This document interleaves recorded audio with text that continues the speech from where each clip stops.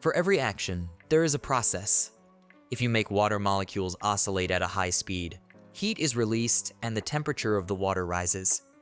In other words, the water boils. This is the mind magic of our main character. He says that the coffee is ready and suggests a snack.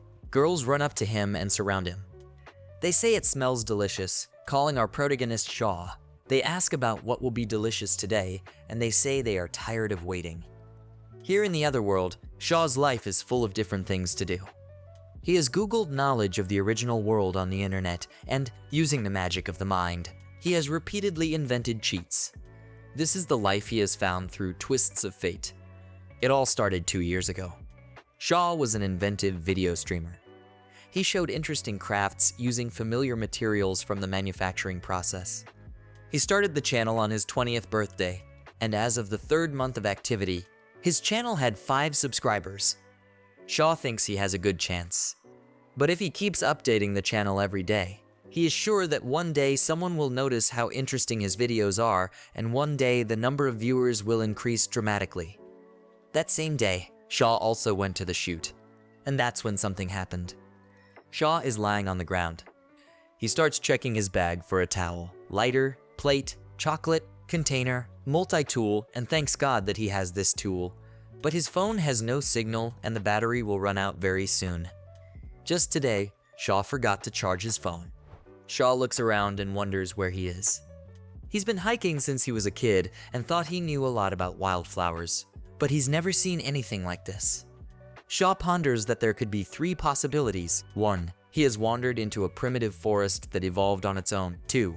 The truth is that he is dead, and this is a gateway to an underground otherworld. And 3. This is another world. Shaw says that this cannot be true. He assumes it is another world. He asks about magic and fantasy, and where are the pretty girls here anyway? He doesn't want that kind of life. He wonders if there is anyone here and says that at this rate he will definitely die. He stops and sees flowers. He notices a very large flower. These flowers look like bananesis, but bananesis have 3 petals, so they are not big like this one. He thinks that the tips of the petals are a little transparent, so the flower might look like a sunflower. The flower is releasing some kind of balloon. Shaw asks what the flower is and wants to look at his phone, but his phone is dead. Shaw picks up the balloon that the flower released and wonders if the balloon is edible. Shaw sees a rock and sits down. He wonders if there is any house near the river and says he doesn't want to die like this. He is bitten by some kind of bug-like insect. Shaw opens his eyes and sees some figure in front of him thinking they are angels and sees a beautiful girl with big breasts. The girl notices that he is awake. He calls this place paradise, but she asks what he is talking about. She asks who he is and if Camilto sent him. Shaw doesn't understand and says not at all and asks if he really looks that suspicious. Shaw says his name. The girl says it's an unusual name. Shaw thanks her for her help.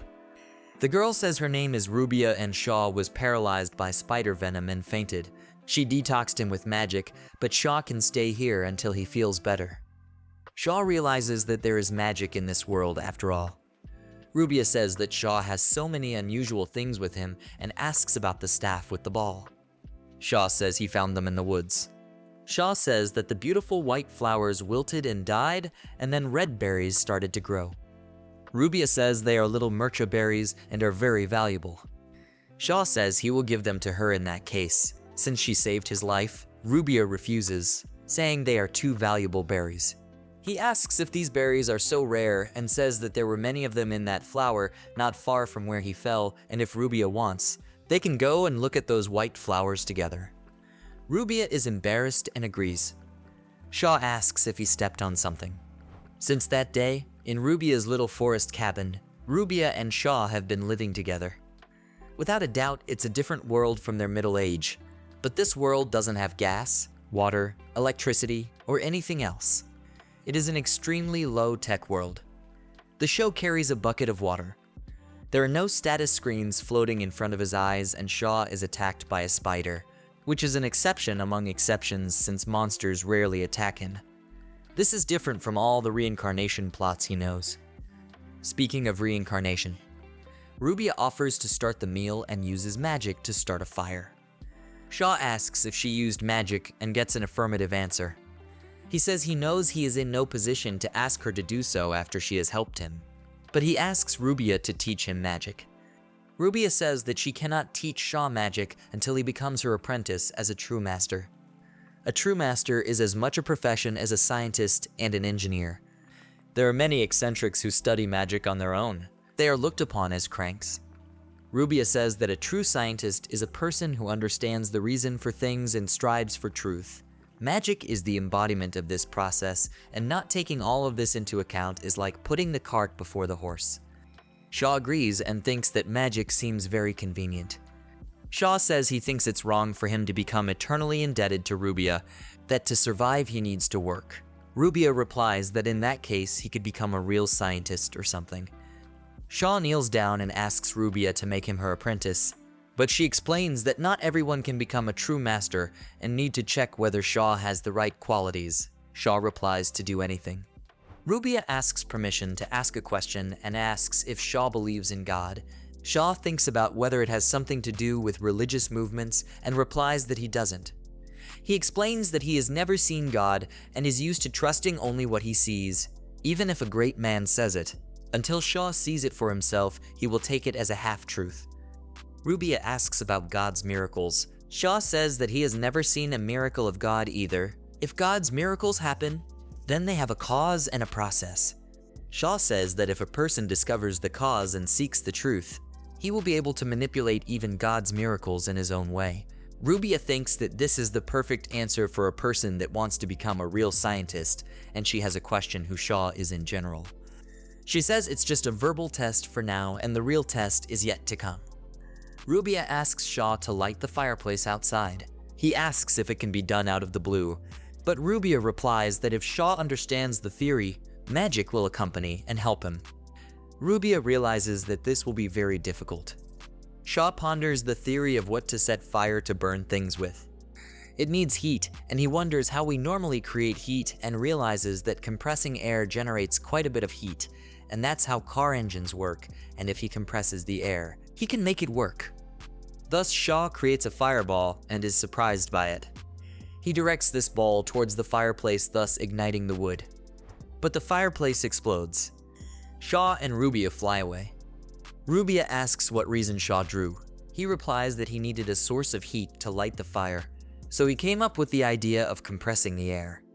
Rubia thinks about how can a man who has never studied to be a real master come to such a point and says, it is correct as a theory, but in this case it is wrong as a process and one must imagine a reason why fire can burn. Rubia asks about combustion. Shaw says that in this case it is the result of the carbon in the wood and the oxygen in the air coming together to form the element of combustion, but the image of ignition doesn't quite fit. Rubia interrupts him and says that it doesn't have to, and just needs to represent the phenomenon of combustion. Shaw asks to combine carbon and oxygen. He looks at the firewood in which a flash appears. Smoke appears all around, a consequence of Shaw's magic. He succeeds in lighting the fire. Rubia is very surprised that he was able to comprehend logic with a simple tip, and that he is very talented. Shaw asks Rubia if she will take him as an apprentice. Shaw has thus become Rubia's apprentice, the apprentice of a true master. He thinks about how he can use magic if he only knows physical phenomena. It seems to him that anyone can do it, but the people of this world do not have even the most basic scientific knowledge. Shaw is sure it's too easy for him, and it's a great theme for his new video. He could gain over 10 million subscribers, and it's not just a dream. When Shaw became Rubia's apprentice, his life immediately took on new colors. In addition to cleaning the house, chopping wood, and finding water, which he had been doing until then, he helps his master collect insect plants, which are the subjects of Shaw's research. In between, he does magic and has realized it's interesting. Rubia asks Shaw what he knows about the theory of air compression. Shaw tells him that the expansion of air, as opposed to its compression, is cooling, and if you vibrate the particles of matter, the atoms, you can heat them up.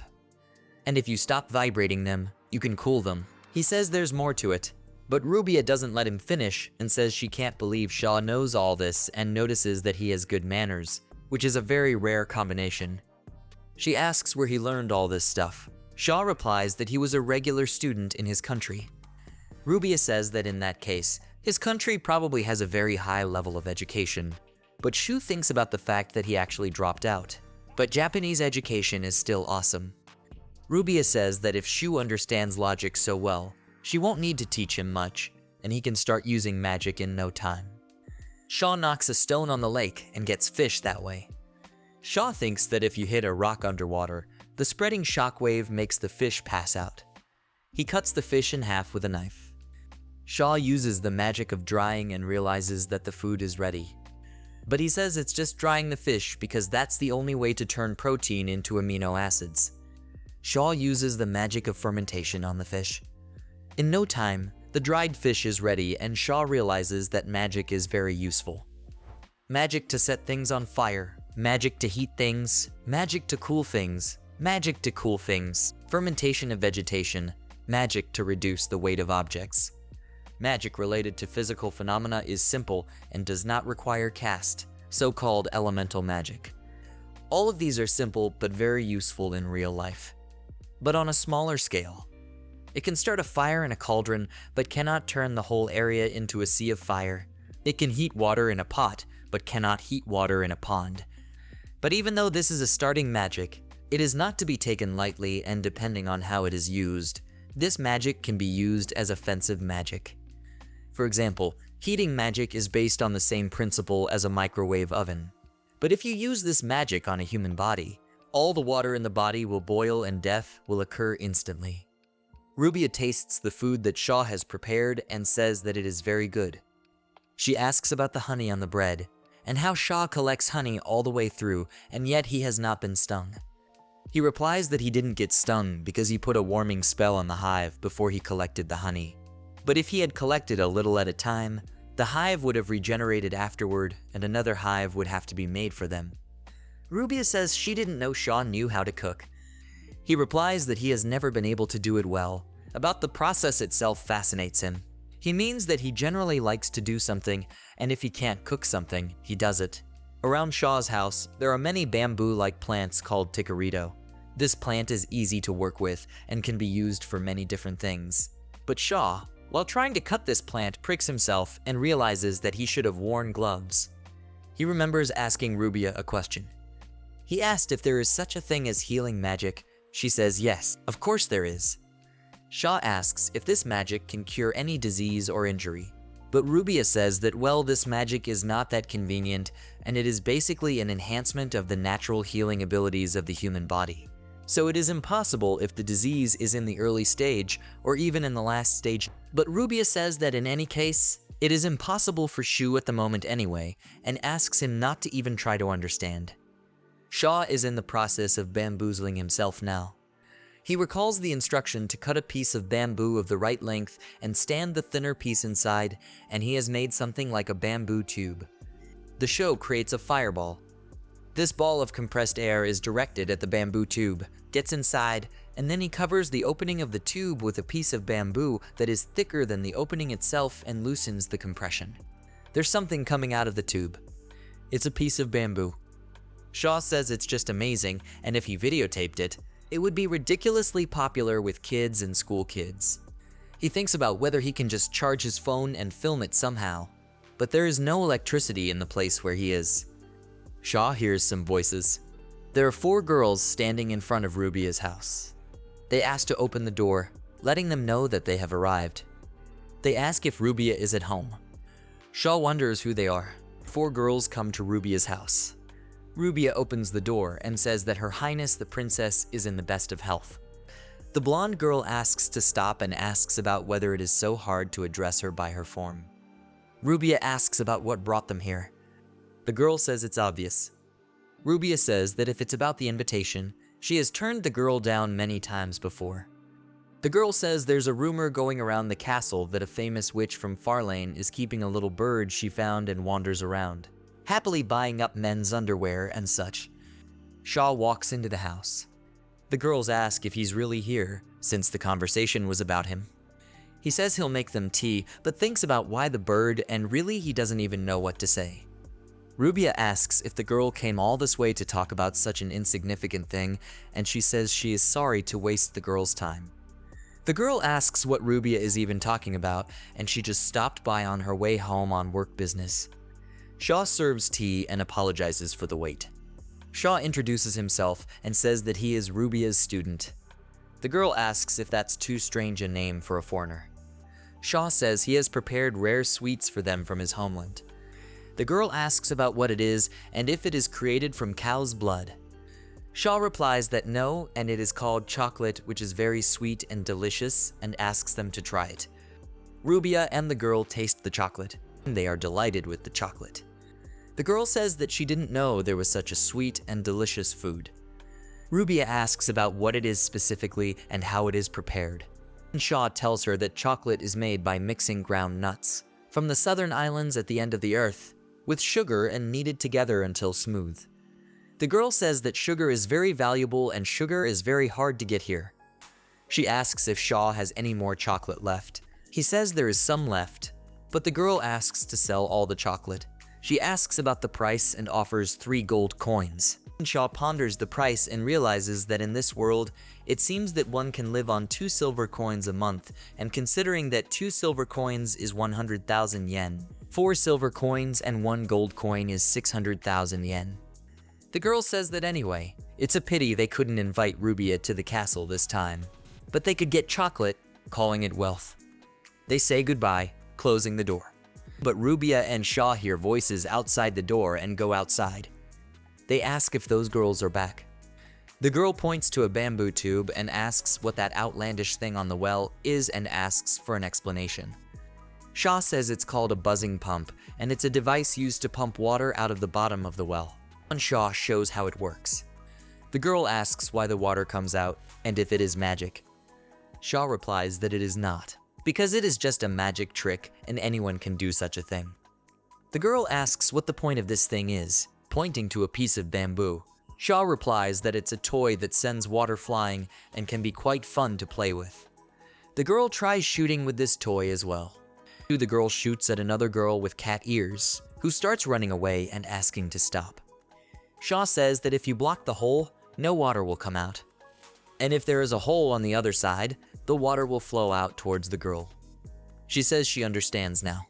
She says she has figured out how they pump water out of the well. The instructions are to move the pump up and down to create a vacuum in the pipe. Pull the piston up and bring the water up under pressure. That's the magic of real craftsmen. The girl says she likes it and asks me to sell the thing to her. She climbs up on the wooden well cover. The conversation turns to names. The girl introduces herself as Leela Farlan. She is Farlane's head of state.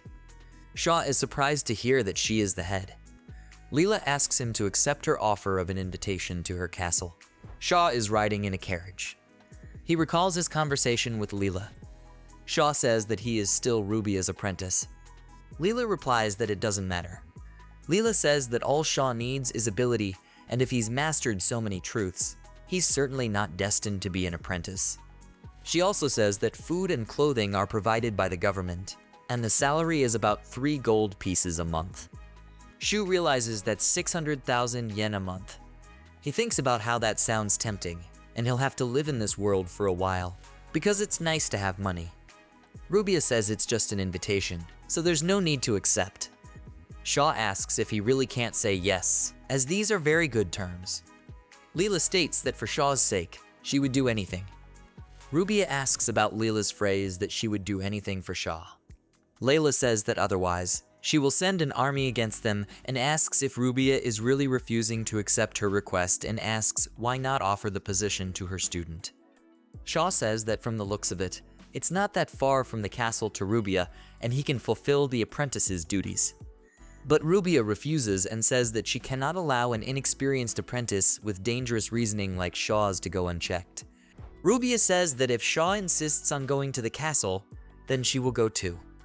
Shaw goes in the chariot, but the chariot hits a bump and shakes. Shaw and the girls bounce off to the side. Leela falls on Shaw's chest. The girl with the cat ears asks if she's okay. Layla gets up and says she's perfectly fine. The girl with the cat ears is named Nima. The other girl next to Leela's name is Rumainez. They are maids. Her Highness Princess Leela is now 15 years old. and she has been in full control of the country since the previous king and queen died in an epidemic. You can only ascend the throne at the age of 18, so having a regent is normal. But Her Highness is a person of great ability, and she has experience in all things related to the throne. Shaw thinks of Leela being small and flat-chested, but also very strong. The carriage hits some sort of bump and Shaw bumps the top of the carriage. Shaw asks what kind of carriage it is and says it's too uncomfortable to ride in. Leela says it's a standard carriage. He asks about why the carriage is so wobbly and maybe it has something to do with the road being bad. Shaw looks at the outside of the carriage and says the carriage is stiff. Leela asks what stiff means. Shaw replies that it's a type of carriage that has an axle attached to the body. She asks if there are any other types of carriages at all. Shaw states that the carriage can be improved by installing suspension. Leela asks what he means by that. Shaw shows a picture of a bow shape and asks if bows of that shape exist. Leela says there are, and Shaw explains that if you put these shapes together, you get a rhombus, and then that rhombus will expand and contract. And Shaw says that if you attach this rhombus to the top of the wheel, make an axle under the wheel that when the wheels go over big rocks or bumps, the suspension will expand and contract, so the body will not sway, and shows a drawing of this system. The girls look at it. Shaw thinks he has given a clear explanation. Layla gets up and asks to get Rassel. She is told to get up because it is dangerous and asked to calm down, and there is no Rassel here. Shaw asks about who Mr. Rassel is. Rumines tells them that he is a master craftsman in the castle workshop. Leela calls out to Shaw and states that as soon as they arrive at the castle, Shaw will tell them about this pendant in the workshop. Shaw and Leela arrive at the workshop. Shaw asks if this place is the castle workshop. Layla asks if Rassel is here. Rassel comes in, making his presence known. He says that it is great that the princess has personally visited the workshop and notes that Layla seems to be in good spirits. Layla asks to drop the formalities. She says there is something she would like to show him right now. Rassel uses a bamboo tube to pump out water that Shaw created and says it's just terribly effective. Rassel is sure it will sell. Layla agrees with this. Shaw says that he made it out of bamboo and he'd really like to make it out of iron because the likelihood of breakage is quite high. Rassel agrees and says that out of iron, this invention would last more than 10 years, although it would be quite expensive. Layla says that it doesn't matter how expensive it would be and asks Rassel to make a prototype of this tube using iron as the material. Likewise, Layla asks Rassel to make a carriage equipped with suspension. Rassel says that such a carriage can be sold as a luxury carriage. Leela says that if a new, high-performance carriage is produced, the royal aristocracy will pay huge money for the thing. Shaw says that although he explained it in rhombic form, the suspension would actually be made up of several boards of different lengths glued together. Rassel asks about why a combination of boards of different lengths is used rather than a single board. Shaw notices that Rassel is very perceptive. Shaw says that because of the resonator, with a single board, the oscillations will be amplified and eventually, the resonator will break. Shaw asks that when we bounce on a branch, doesn't the sway get louder and louder? Rassel says that he used to play like that when he was a kid, and if you get carried away with such an activity, eventually the branch will break. Shaw explains that laying boards of different lengths distributes the load and prevents breakage. He says he would make it out of steel for strength, but it would be difficult to make it out of resilient steel because you need very high quality copper. But if you make it so that it can be changed regularly and sell the parts, you can make twice as much money. Leela says that Shaw is more astute than she thought, but Shaw says she's flattering him. Shaw says that although the Constitution comes out more complicated this way, he thinks it would be useful to be able to change the angle of the front wheels. The masters around him say that this would make it easier to take corners and turns and improve the quality of the turns. The masters ask Shaw to talk more about this design. Shaw thinks about it, as people in the derivative field are supposed to be quick to grasp. Shaw is shown his workshop. He is pleasantly surprised. Leela says he will find all the materials and craftsmen in the castle to invent at his discretion, and she counts on Shaw. In addition to the castle workshop, the castle has a blacksmith shop where the dwarves work. The craftsman's workshop specializes in toning and engraving. The materials department has all kinds of wood. Iron is also available, and iron is scarce and valuable. And there is also a maid's room. Shaw is walking along and sees some kind of room. He asks if the master's room is here. It took Rubia a while to pack, so she arrived late. Shaw recalls offering to help her, but she declined and said that in that case, she wouldn't fight over where she kept things. Shaw asks Rubia about whether there are other craftsmen in the castle. Rubia replies that yes, an elven master of true learning. Shaw is surprised that there are elves here as well. Rubia assures him that this elf is a very old, or a great true master, and should not be approached, ever. Shaw is doubly curious, given that the elves are real. Shaw, seeing some room with lights, decides to see what's in that room. But some elf girl calls him and asks him what Shaw is doing and if he's an Empyrean. The elf girl asks about whether Shaw really isn't an Imperial spy. He notices how big this girl is. He has heard that elves continue to grow in height until they die, and over 1,000 years old, they can be over 2 meters tall. Shaw wonders if this is the real master that Rubia was talking about. Shaw claims that he is not a spy, but the teachings of Master Rubia. The elven girl says that when she heard about Rubia taking on an apprentice, she was very curious about what he looked like. She asks about what happened to Rubia, and if she is so rude that she won't even say hello to a coworker. Shaw says that Rubia is lingering at the castle as she needs to prepare for the move. The elfess wonders if Shaw shouldn't have come to greet her since he is Rubia's apprentice. Shu claims that he has a lot to do and will stop by later to say hello, but the elfess says that it's still a situation that needs to be rectified. The elfess pushes Shaw into the room. She asks to come in and says that since he's not aware of their dealings with Rubia anyway, and the elfess will let Shaw take responsibility for Rubia's rudeness. The elfess introduces herself as Stella, and says that if Shaw really is Rubia's apprentice, he probably knows who she is. Shaw says his name, and that he is Master Rubia's apprentice. He decides to give Stella an introduction gift, and gives the very balls from the flowers, and asks if it's valuable enough. Stella realizes it's a lil merch fruit and it's crimson.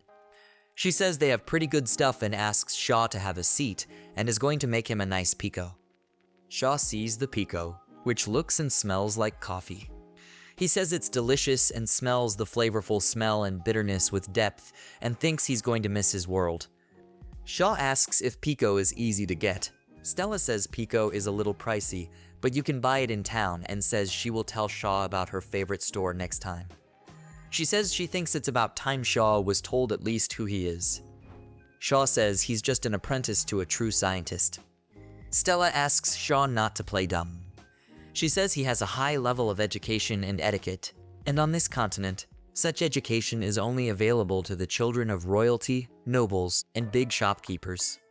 There is no one on Stella's memory with an age like Shaw's who could fit that description. Shaw asks about whether Stella knows all the people. She replies that of course she does, since they are their valued customers. Shaw says that he comes from a country that Stella doesn't know. She asks if Shaw thinks that answer will convince her. Shaw says from across the sea. And that's all he can say. Stella sees the pouch. She says such mystery is out of place.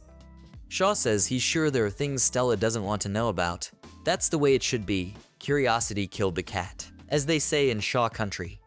He says that since he's Rubia's apprentice, so Stella is especially curious about it. But Shaw and Stella don't know each other well enough.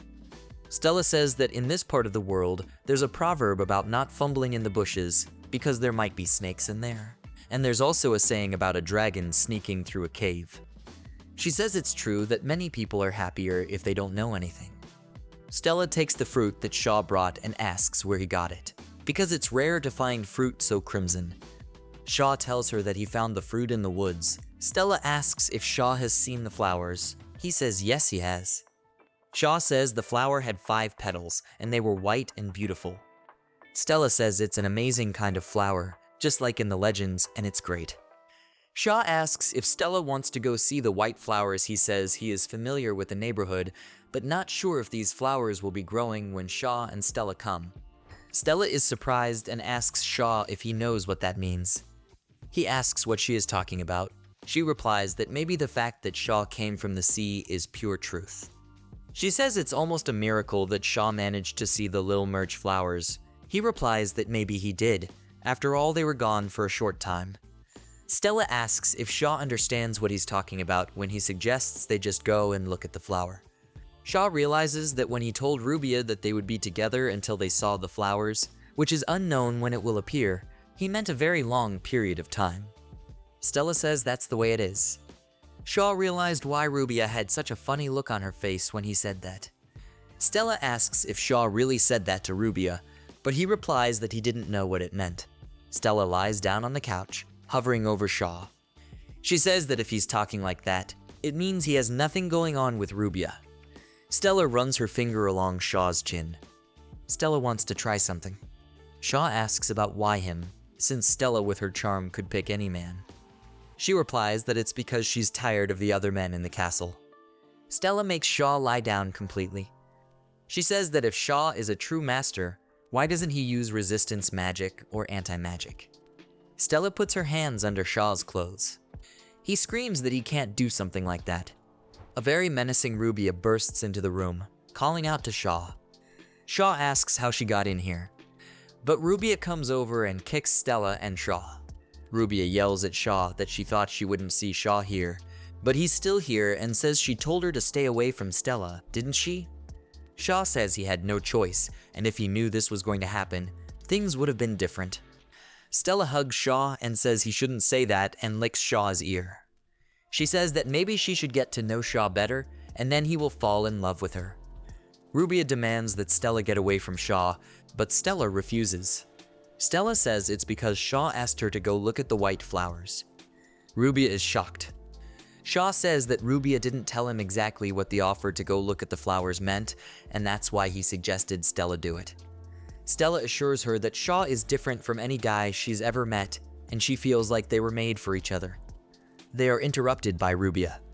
Rubia, blushing, claims that she was the first one Shaw asked to see the flowers. Stella laughs at this phrase and asks if Rubia is a maiden and asks if Rubia is known as the Witch of Farlan. Rubia says that this only means that she has destructive spells. Stella argues that it doesn't change the point. Shaw is confused by the words witch and destruction. Rubia says that besides, she's only 24 years old, and it doesn't matter that she's a maiden, but she's not a hag like Stella, who is 450 years old. Shaw is surprised at Stella's age. He admires it and says that he could not imagine that someone could live so long, and that is what an elf is. Stella gets very angry and attacks the floor, threatening to wipe Rubia out.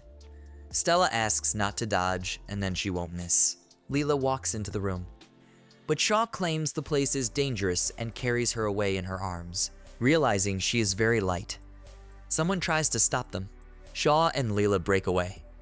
Leela says that elves are indeed wise, but they can't always be guided by common sense. Also, she says that she and Shaw ran so fast to get here, but there's a wonderful view at the top of the tower and asks if Shaw has seen it yet. They start to climb up. Shaw is holding Lila's hand. Shaw says it's so high, and it would be nice if this place had an elevator. Leela asks about what an elevator is.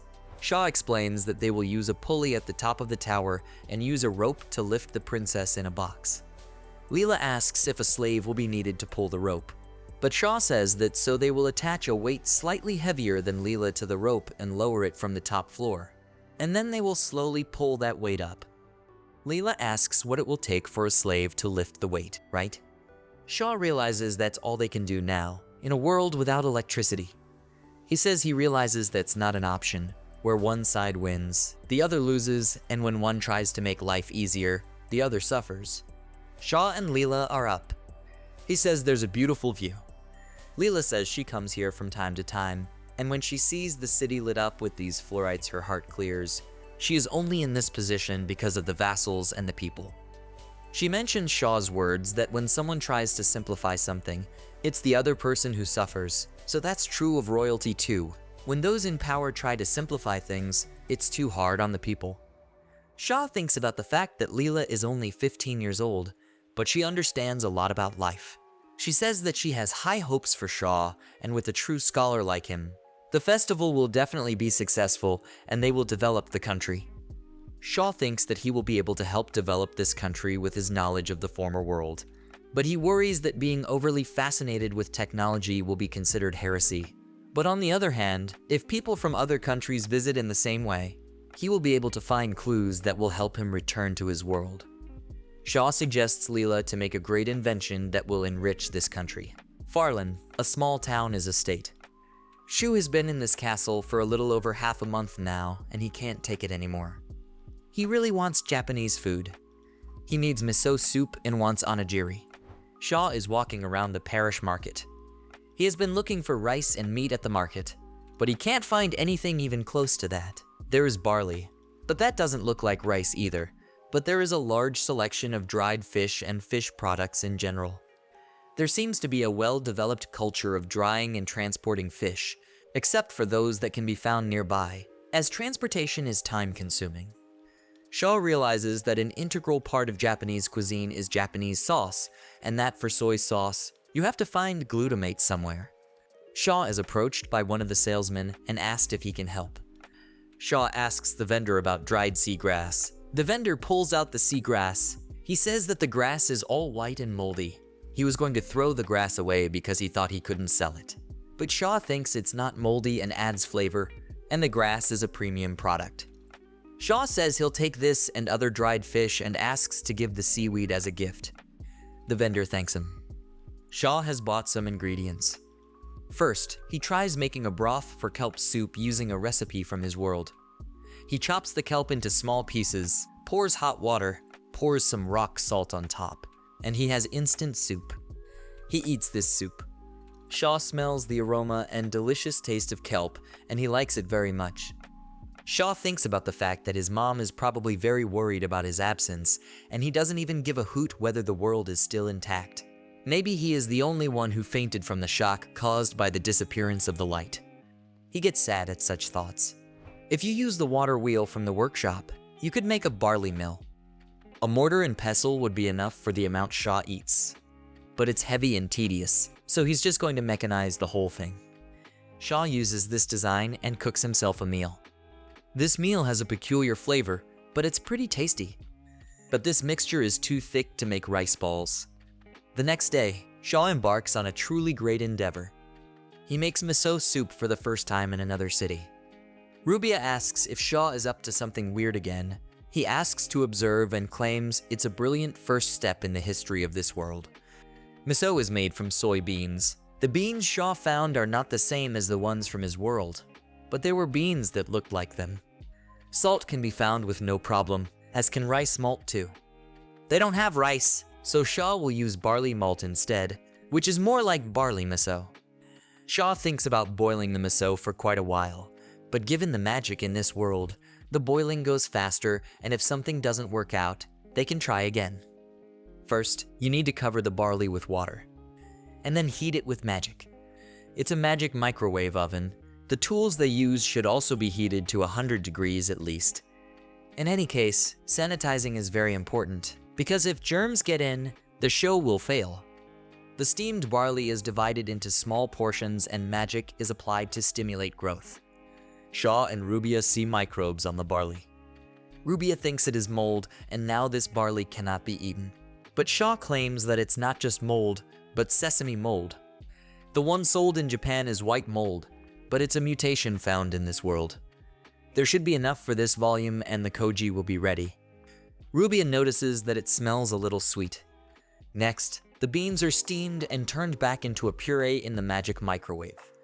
The salt and barley also need to be thoroughly mixed in the same way. Rubia asks about whether this is really edible. Shaw replies that if the fermentation was done properly, the flavor will be pleasant. Next, this must be packed in a sterilized jar and the lid sealed completely. And then you need to cast a spell to speed up the fermentation process. The ripening lasts about an hour intermittently. Using magic, they can speed up the process by about 1 year in 1 hour. Shaw opens the mug of the pot in which the dish was cooked. He smells a very pleasant odor. The miso maid in the other world is ready to eat. Nim, the cat-eared maid, while doing the cleaning, also smells the delightful smell of the miso that Shaw made. Shaw says that he made miso soup with pork. Rubia asks what he means by that. He says that it is a soup from his hometown. Shaw used kelp and dried fish for the broth. The vegetables, potatoes, carrots, and onions, and he didn't find any radish-like ones. Shaw's dish also has barley rice and grilled meat with miso. Done. With bamboo sticks, it's totally Japanese food. Shaw eats it and says it's delicious and has a Japanese feel to it. He asks Rubia not to be shy and try the dish. But Nim enters the room, asking what is so delicious that Shaw has cooked. Shaw asks if Nim wants to taste it, but she, looking at the appearance of the dish, thinks that this insect eggs and asks what is this murky water. But Shaw says he's not going to feed her something like that, and it's just pork soup. Stella comes into the room too and calls out to Shaw. Lila also enters the room. They are hungry and smell the delicious odor. Shaw says he anticipated this outcome, and so he cooked more. He doesn't know if they'll like it, but asks them to try it. Nim, after tasting the dish, marvels and says it's delicious. Rubia, Stella, and Layla are delighted. But they ask why it is so delicious if it is insect eggs and muddy water. Leela says that she used to hate red vegetables because they were bitter, but now it's the opposite. Shaw explains that this is called alkali removal, and Kamado ash is used to remove the bitterness. The girls asks about Shaw's ability to do this as well. He gives Nim a taste of carrots and says that carrots are bitter, but if soaked in water and put in lye, speeding up the reaction with magic. Nim tries again and the carrots are no longer bitter. She thinks it's magic, but Shaw explains that it's not magic, and he just used magic to speed up the process, and even without magic, you can soak these carrots in lye overnight and get the effect. Stella is surprised and says she didn't know that. She thanks and says it was delicious and gets up from the table. She looms over Shaw and says that if she has satisfied her hunger, why not satisfy another craving? Nim sees this and argues that if Stella can do it to Shaw, then she can do it to Shaw and hover over Shaw too. Stella says that it's been a long time since she's had a threesome, and after all, it's great to have a beastman involved in such a process. Rubia is furious and approaches Shaw with a staff. Shaw gets up and runs away, but is pulled by Leela's hand and says she wants something sweet after dinner and asks if Shaw has any. He asks what she means. She says black and sweet, of course, meaning chocolate. Shaw says there is no more chocolate. Leela will never forget that flavor. Shaw asks if Leela can get sugar when she can get anything. Leela screams and asks how much Shaw thinks sugar costs and what people would say if they knew Leela was so extravagant. Shaw says that there are royalty and aristocrats like that, after all, and Leela asks if Shaw really wants her to follow in their footsteps. She has responsibilities. Leela cries and says that if they hadn't sold all the novelties, then maybe this wouldn't have happened. Stella and Nim ask about how Shaw isn't ashamed that he brought Leela to tears, but he claims it wasn't his fault. Layla stands up and says that even if it's difficult, Shaw should figure something out. Shaw agrees and promises to come up with something. Layla catches him off guard and says that Shaw can't take back what he said in the presence of royalty. Shaw ponders making chocolate, and if you just need some sweetness, you can make syrup. So-called malt sugar is made from barley. It's what used to make beer and whiskey, and when barley germinates, it produces an enzyme that turns starch into sugar. Shaw realizes that even if he cheats now, it's only a matter of time before Leela starts demanding chocolate again. There is no cocoa here, and Shaw hasn't even heard of cocoa. He doesn't know if there is any substitute at all. It seems that somewhere in South America, Shaw read that if you roast a large spider and eat that spider, it tastes like chocolate. It's a treat in that part of the world, so it must be delicious. Shaw remembers being bitten by a spider near a waterfall and almost dying. Shaw wonders if he can use the spider. Shaw walks into Rubia's room. He asks if the spider that stung Shaw lives near that waterfall. She says yes, but asks what the fuss is about. She tells him that the spider preys on animals that congregate near water, and that's why they are so common near bodies of water. Rubia asks about what Shaw is up to this time. Shaw states that he wants to eat that spider. Rubia is amazed at this. She asks if Shaw knows what this spider's name is. She says she will not say anything, but it is up to Shaw to eat this spider or not. However, this spider has poison glands in its head and thorax. Shaw went deep into the forest to catch a spider that had the nerve to attack him. He calls the spider affectionately and tells it that he will not harm it.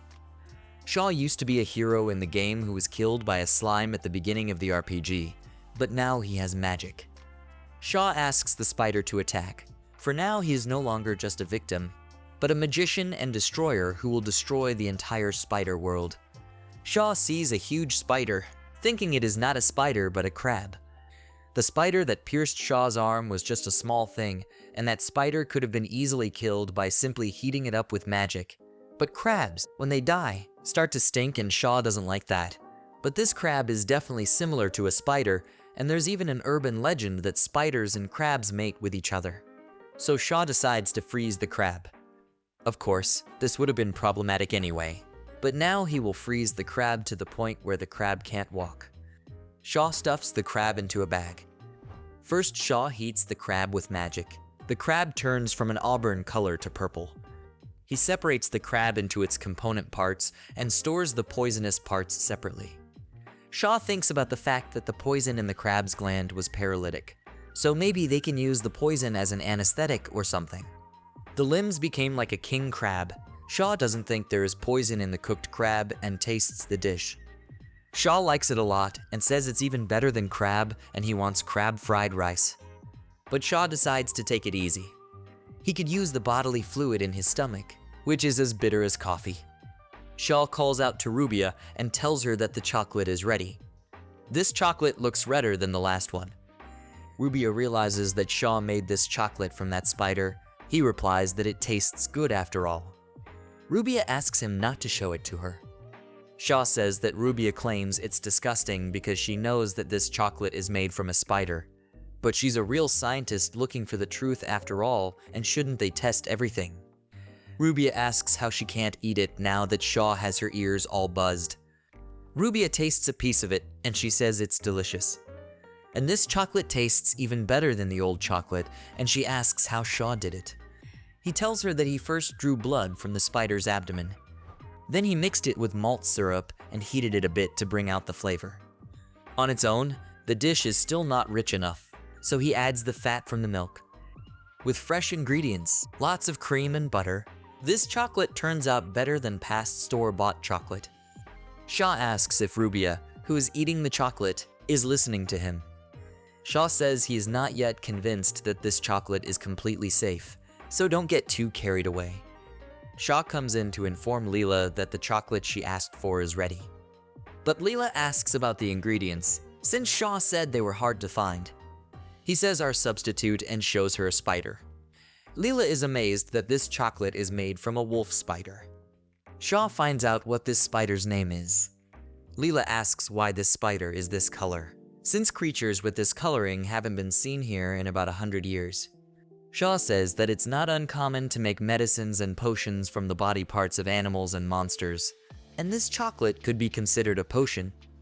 Lumena says they can't let anything happen to Leela and decides to try the poison herself. She tries it and loves it. The flavor is sweet and rich, and she can't stop. But suddenly Lumenes covers her mouth with her hand and something goes wrong. Shaw runs up to Lumenes and asks about if she is okay. But she pounces on Shaw and asks him to call her just Lumenes, without addressing her as Mistress, or better yet, just Rumi. Lumenes is all red. Shaw runs away and says that's not good, going to call Rubia. He thinks that even if it is poison, the Magister should be able to do something with antidote magic. Shaw runs into Rubia's room and asks if she's okay. Shaw sees a red-faced Rubia lying on the floor. She says she can't believe Shaw made her eat that. Leela calls Shaw an idiot and says that apparently it's not just chocolate, but an aphrodisiac. Shaw says that if you exceed a certain amount, the substance is so strong that even Master Rubia, who is used to experimentation, will fall. Leela says they will start production immediately. Shaw says it could be dangerous. She says that if it is an aphrodisiac, there will be people who will pay a fortune for it, especially if there is no antidote. Meanwhile, in the artisan's workshop, Rassel is squeezing something out. He says he's been looking at farts since he was a kid and can't believe he's been missing out on such deliciousness for decades and asks for his life back. But he says that using this spider in food is really the idea of a true artisan, and since they know how to make chocolate, He suggests getting ready to mass produce this chocolate. He says he's been feeling something lately. Shaw asks what Rassel means. He replies that he feels like they are standing on the cusp of time. Shaw asks what that means. Rassel replies that it's as if a staircase has suddenly appeared on an empty plain, though he doesn't know where the staircase leads, to heaven or hell. Some wizard says that no doubt the center of the world will be in Farlane, because nowhere else will there be such invention and intelligence. Shaw says that he is glad the wizards think so highly of it, but from now on they will face many difficulties. Rassel asks about what kind of difficulties. Shaw explains that the biggest problem is the fuel needed to shape the invention and spread it around the virus, but right now they only have wood and charcoal. Rassel says you can't get good charcoal to make iron now. The city's population is growing, and this will lead to a fuel shortage. Another craftsman says that there is plenty of firewood in the forests of Farlane, if they are cut down, of course. Shaw replies that this would not solve the problem. Shaw says that if the forest is cut down, the forest will take about 100 years to revert back to its original state, and not even that. Cutting it down can lead to desertification, and that's how cities in Shaw's world were sinking into the sand. Plus, he had heard that the Farley forest had shrunk considerably since Lila was a child, because the forest is being cut down for fuel. Farlane doesn't get very cold in the winter, so they don't use heating. For everyday cooking and stoking the bathhouse, charcoal is used as fuel in the blacksmith shop, and all this is provided by the trees in the forest. And if this town continues to develop, the population will grow and the consumption of firewood and charcoal will increase at an accelerated rate. It would be nice if there was at least coal or oil, but nobody has even heard of such things. The master says it's just a forest, after all. But Shaw says not at all. Farlane's rich lands, the water, the rain, the climate, all of this is only possible because of the forests. The forests are huge reservoirs that store water for people to use. If you get carried away by immediate money, you can destroy your own country. Rassel calls Shaw a true master and remarks that he thinks very far ahead. Shaw is standing on top of a castle. He is thinking about how this place is very relaxing for him and the view from here is good. He picks up his phone and says it would be nice to take a picture. He is sure it would be beautiful. Coal, oil, electricity, all of that would come in handy. Shaw wonders if he can work something out with magic. He's got to get power. Shaw decides to give it a try. He uses magic. Shaw is the kind of person who, when they get an idea, can't resist trying out the idea. Right now he's casting a draining spell on the creek next to his workshop. It's an artificial stream fed by a windmill operating on the castle grounds. Originally Shaw was going to plant a garden here, but now he's afraid it might lower the air pressure. Where there's a lot of water vapor, he's going to cast a spell that would lower the pressure in the area. Shaw uses the spell. Shaw has created a thunderstorm. But Shaw realizes that if he gets too carried away, it can become quite dangerous. Shaw knocks the stake, i.e., the lightning rod, into the ground with a hammer. Shaw also realizes that he needs to be more careful. He brings back the cloud cover. Shaw summons the thunder again. He has succeeded in what he had in mind. It turns out that if you make a large cloud pillar, you can charge that pillar in about a minute, and the range of the magic is about 100 meters, so it's unlikely that Shaw can do anything more than that. Shaw can smell the odor. He thought that this odor would be harmful.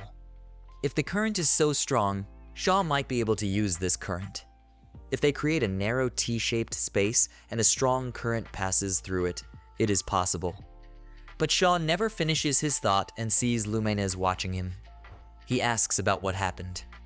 She says that Nim said she heard thunder and got really scared, and that's why Luminez came to check. Shaw says it was his fault and tells her that he was experimenting with magic. He asks about whether beastmen are as bad at thunder as animals. Shaw states that this will be his last experiment. Luminez asks about what he plans to do.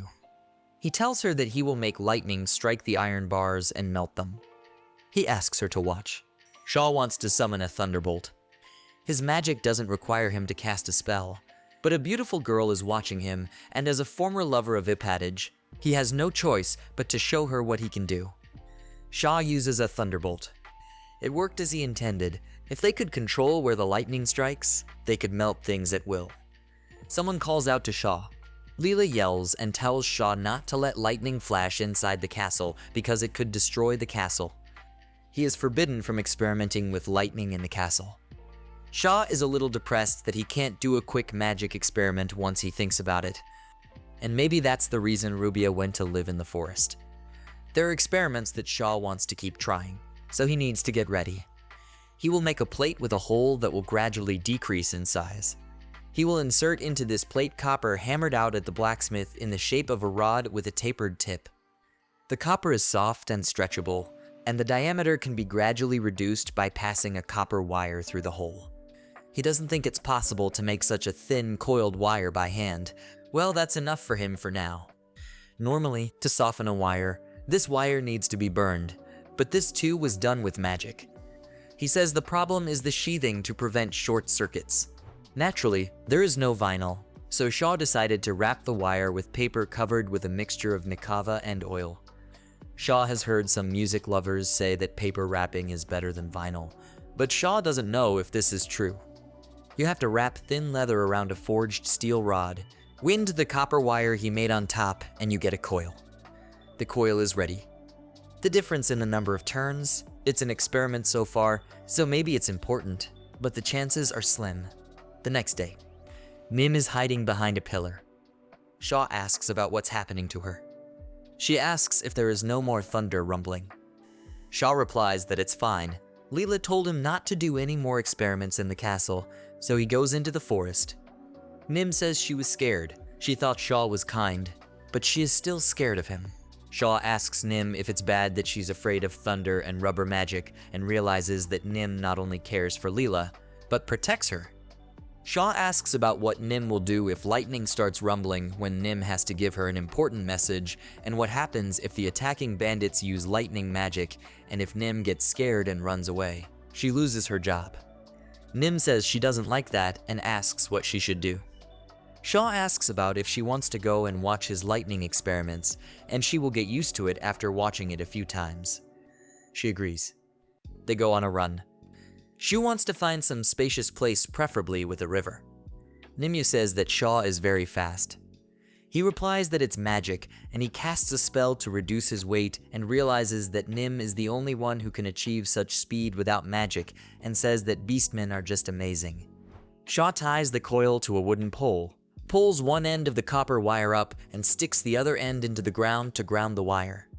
He asks Nim to keep his head down. Unlike magic that can be aimed and fired, this magic mimics natural phenomena and therefore cannot be controlled. You never know where this magic will strike. If they aren't careful, the magic can hit them directly, so one must keep their distance. Shaw's magic begins. Lightning strikes. Nim is afraid.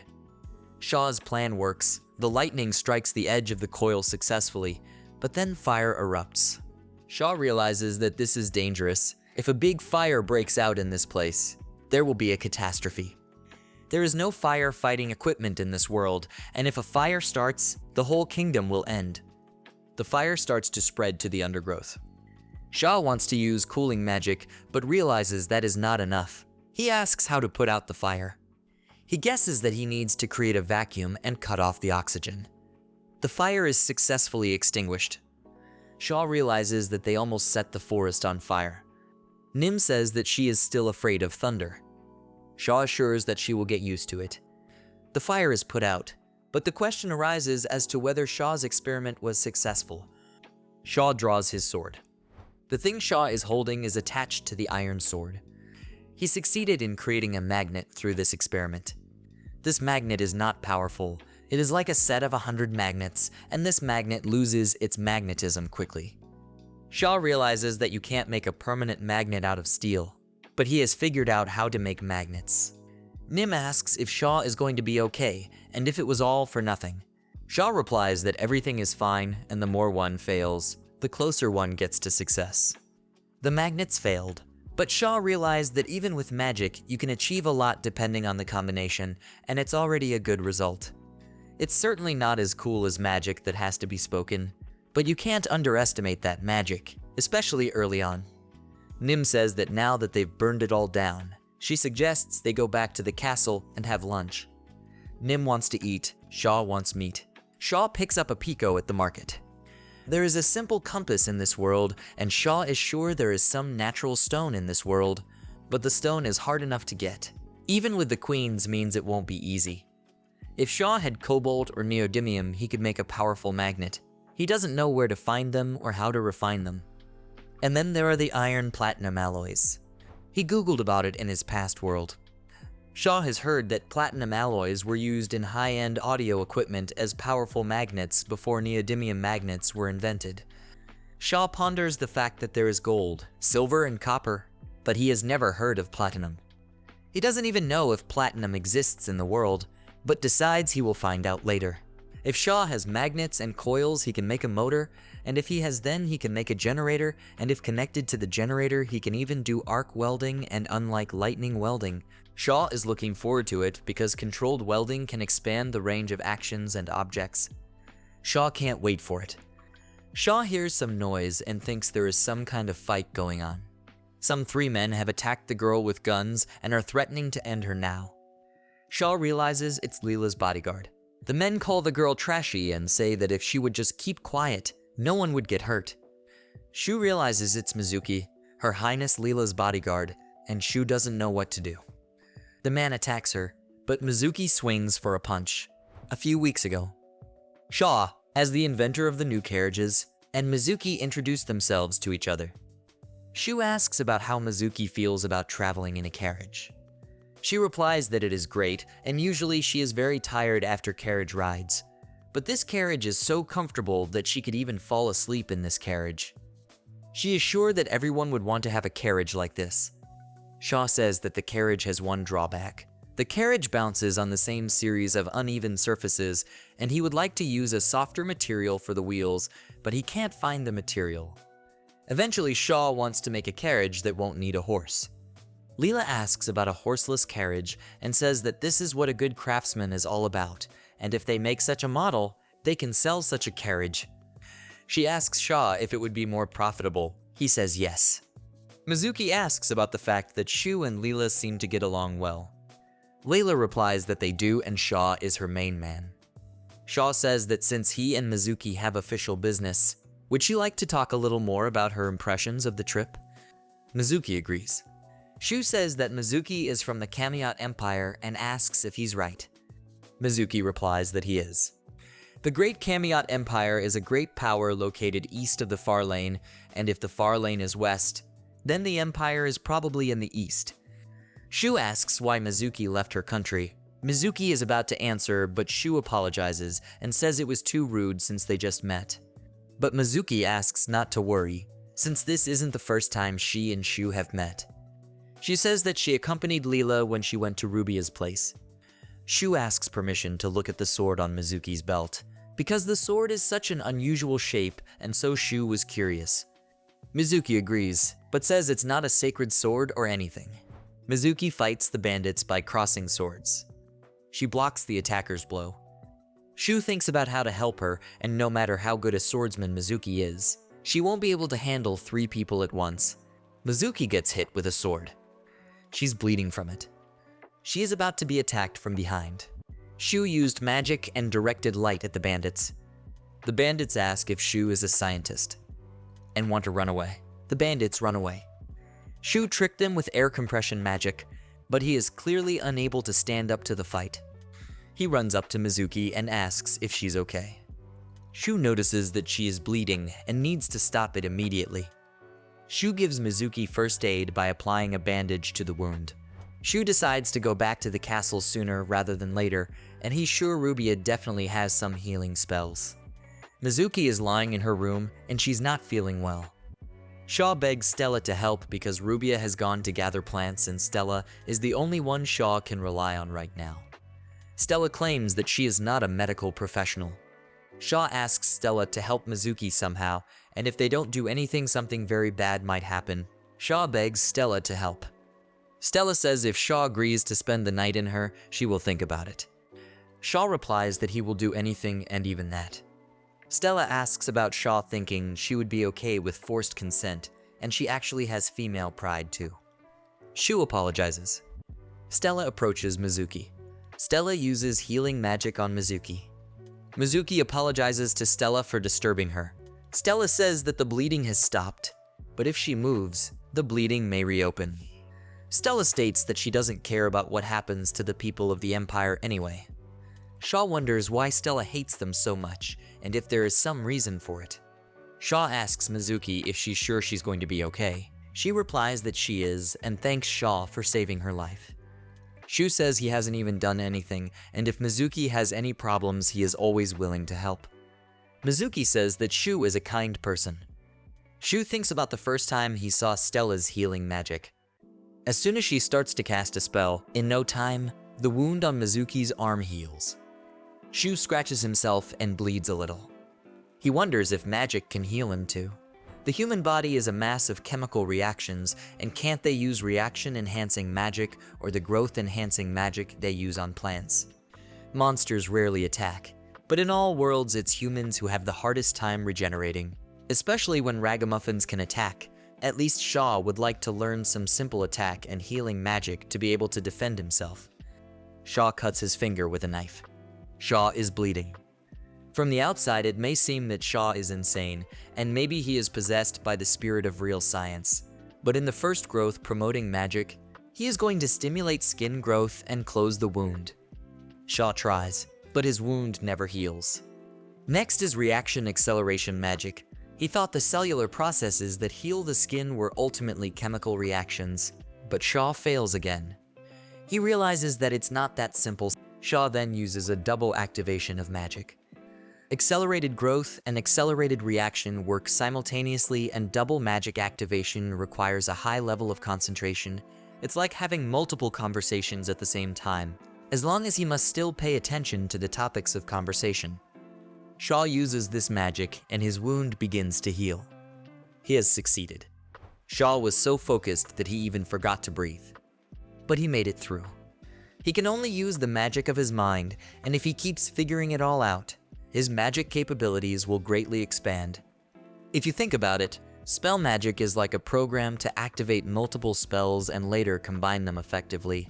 But at what point does it become non-regenerable? For example, if you put magic on meat, that meat will not turn back into a cow, increase in size, become impregnated, or rot.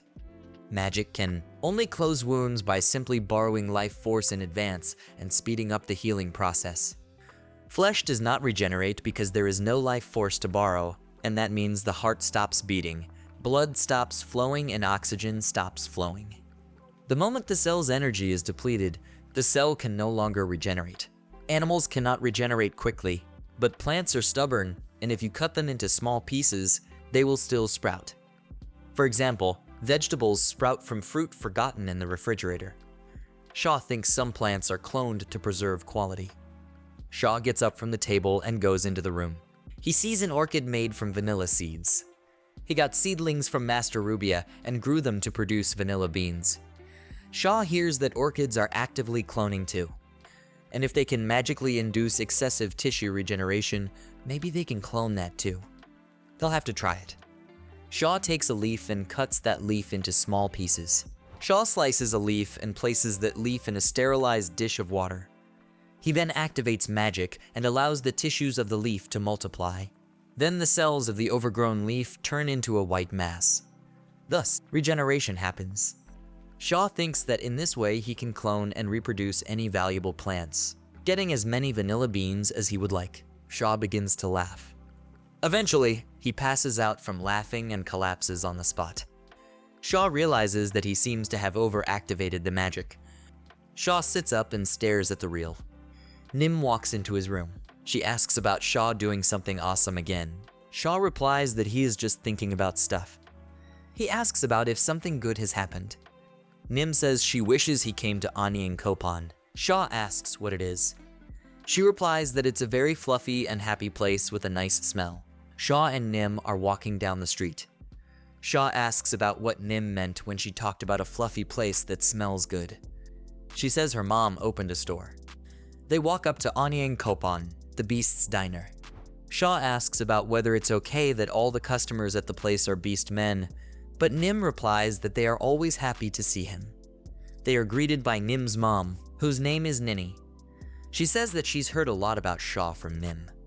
They get to know each other, and he says that for now, he's only an apprentice master, since he doesn't have a certificate. Shu has heard that in order to be officially certified as a true master, you have to go to the Imperial University. Shu isn't really interested in this, because what he does won't change from having or not having a certificate. People recognize Shu and whisper about him. Shaw is brought a specialty dish, meatball soup. Shaw tastes it, and he really likes the broth. The fish used to make the broth is stewed without being taken out. Spices are used to remove the odor, so the flavor of the meat is enhanced and comes out rich. Nim tells her mom about the soup that Shaw was making.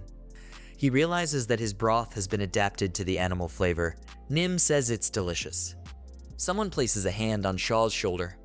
Shaw is surrounded by girls from the place, and Shaw realizes that they are of the same species as Nim. The girls say that they want to get close to Shaw's mother. Shaw asks about whether the girls are partial to the scientists, and it seems to him that they are not. One of the cat-eared girls says that there are rumors in town that Master Shaw is a demon, and they say that he is the true master who invented spider chocolate.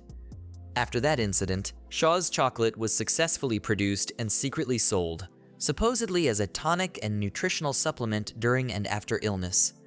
But traders secretly touted other effects as well. Apparently, with such vulgar advertising, the product sold with rather rave reviews. Men talk about how this chocolate is effective for something else, and all the girls will be theirs. But the girl says that Nee said that Master Shaw is kind, and about how Shaw invented the pump, and now she uses it every day, and she feels much better. He says he is glad to hear that. He used to work for his foreman, but pumping water from a well is extremely hard work. The girls say they still haven't figured out why the water is coming out of the pump, and one of them asks about Shaw doing anything else amazing. Nim tells them that Shaw is thinking about creating a carriage that wouldn't need horses. One of the girls asks how the carriage can travel without a horse and assumes it's because of magic. Shaw says it's not magic at all, just logic. He explains that, for example, he made a toy that consists of wheels and asks to watch. This toy car with a bouncing wheel. The toy stores kinetic energy in this heavy bouncing wheel so that when they take their hand away, the toy will keep going, and this same mechanism is used in the cars in Shaw's world. This car stores energy in the hands, only instead of them running a motor or something. And instead of 4 stakes, this car has 2 wheels, so Shaw wonders how this car will go. Shaw starts this car. Behind this car, the beast men girls immediately start running. The car goes under the table. The girls also go under the table and drop everything around. Shaw asks them to calm down. Another zoo-human girl comes into the room and asks about what is even going on. The girls say that their bodies acted automatically. The girl who walked in says that's why they don't work. Shaw asks what the girl is talking about. She says they can't do their job if they are constantly jumping on people, and if one of them is on guard and a rat pops out from the side and distracts her, she will get hit. Shaw says that by the way Nim didn't jump on him, she just wagged her tail. The girl says it's all thanks to her training and she's proud of Nim. Shaw walks with Nim and says that Nini's soup was very tasty and maybe he can buy some spices too. He sees some store on the floor and says that there is an unusual selection here.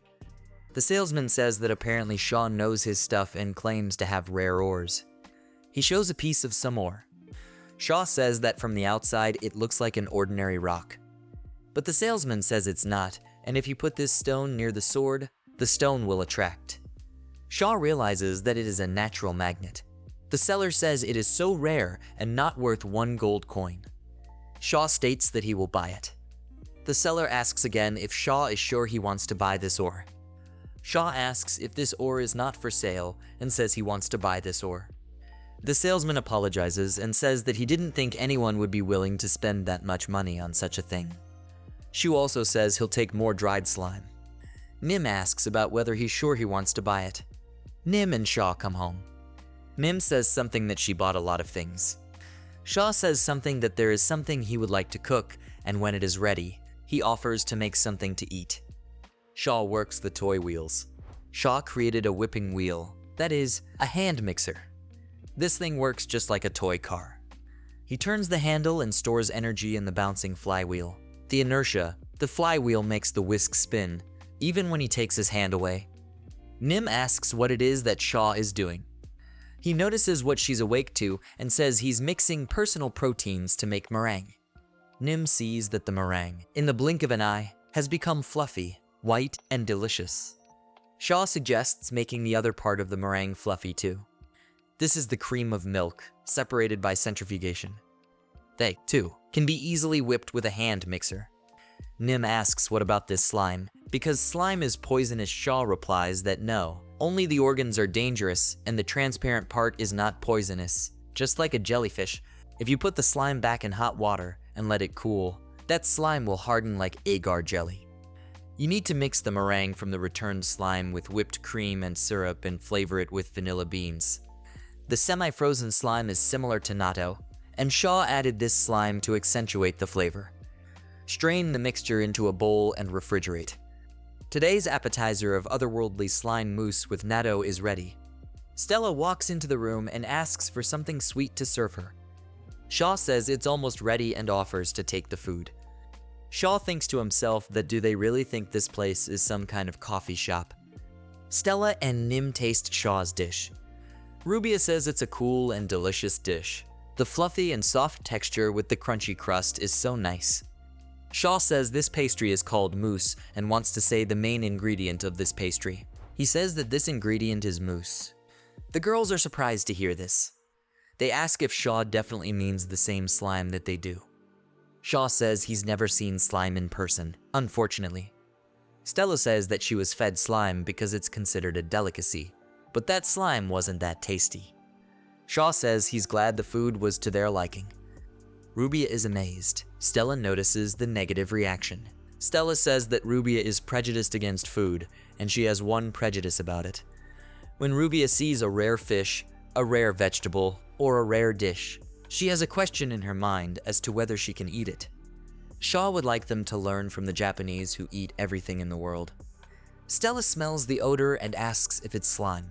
Shaw says it's vanilla bean and orchid flavoring. Stella uses this stuff for incense. Shaw suggests making perfume out of this flavoring, meaning Stella needs to dissolve the perfume in such alcohol and put it in a small bottle, and she can enjoy the scent whenever she wants.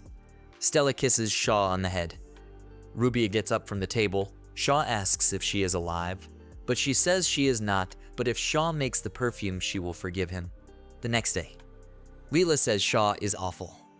He realizes it's because of Stella's perfume. He heard that she was happy with the perfume, and Shaw made that perfume for Leela too. Leela spritzes them and asks what Shaw thinks. Does this perfume smell sweet and delicious? Shaw replies that it smells good. Lila says that Shaw can just call her by her first name, no formal address.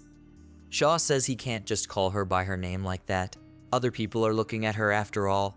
Leela says she understands. Shaw understands how Leela feels, because he too feels put off when people address him as Sir or Master. Shaw decides that when it's just the two of them, he will just call her by her first name. Leela agrees to this. Shaw asks about whether the chocolates are selling well. She replies that yes, and the chocolates are very popular. In the market, each spider chocolate bar costs 2 gold coins, and rumor has it that the chocolates are bought up in large quantities by big merchants, royalty, and nobles. Leela says that although they don't talk about it, some people have even died from overdosing. Shaw asks if that's exactly normal, but Leela says he has nothing to worry about, and all the old men and pigs that were on the list of people Leela wanted to kill went to hell. Leela asks that maybe that's what Shaw wanted all along. Shaw says he didn't expect such an effect. She calls Shaw adorable and hugs him tightly. Shaw thinks about how Lila looks like a nice girl, but she's not afraid to do black things, and her skills in politics are mixed. Shaw just couldn't stop the sweat streams.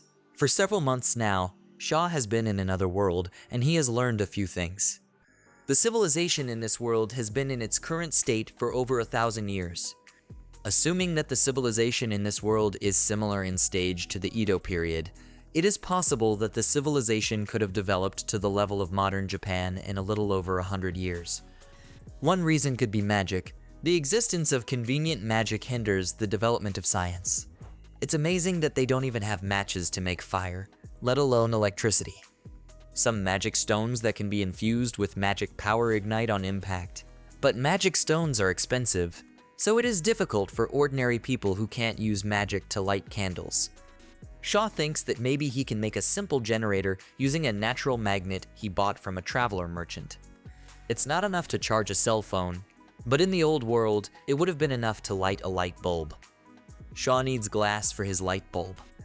There is glass in this world, but this glass is not suitable for light bulbs because of its low transparency caused by high impurity content. Then glass must be made. The show is going down the street. The raw material for glass is quartz, which can be found in abundance on the banks of rivers. The kind of glass that was common in the original world would be difficult to recreate because of the chemicals used in it. But Shaw thinks that some old crystal glass used wood ash and lead. Shaw has read that the more lead in the glass, the clearer the glass is. Shaw thinks about the fact that if it is lead, he knows that the lead was in a separate material in the castle. Shaw created a crucible to fuse the glass, which was similarly made by cutting a large piece of quartz. Likewise, Shaw proceeds to ash and will need a pile of firewood.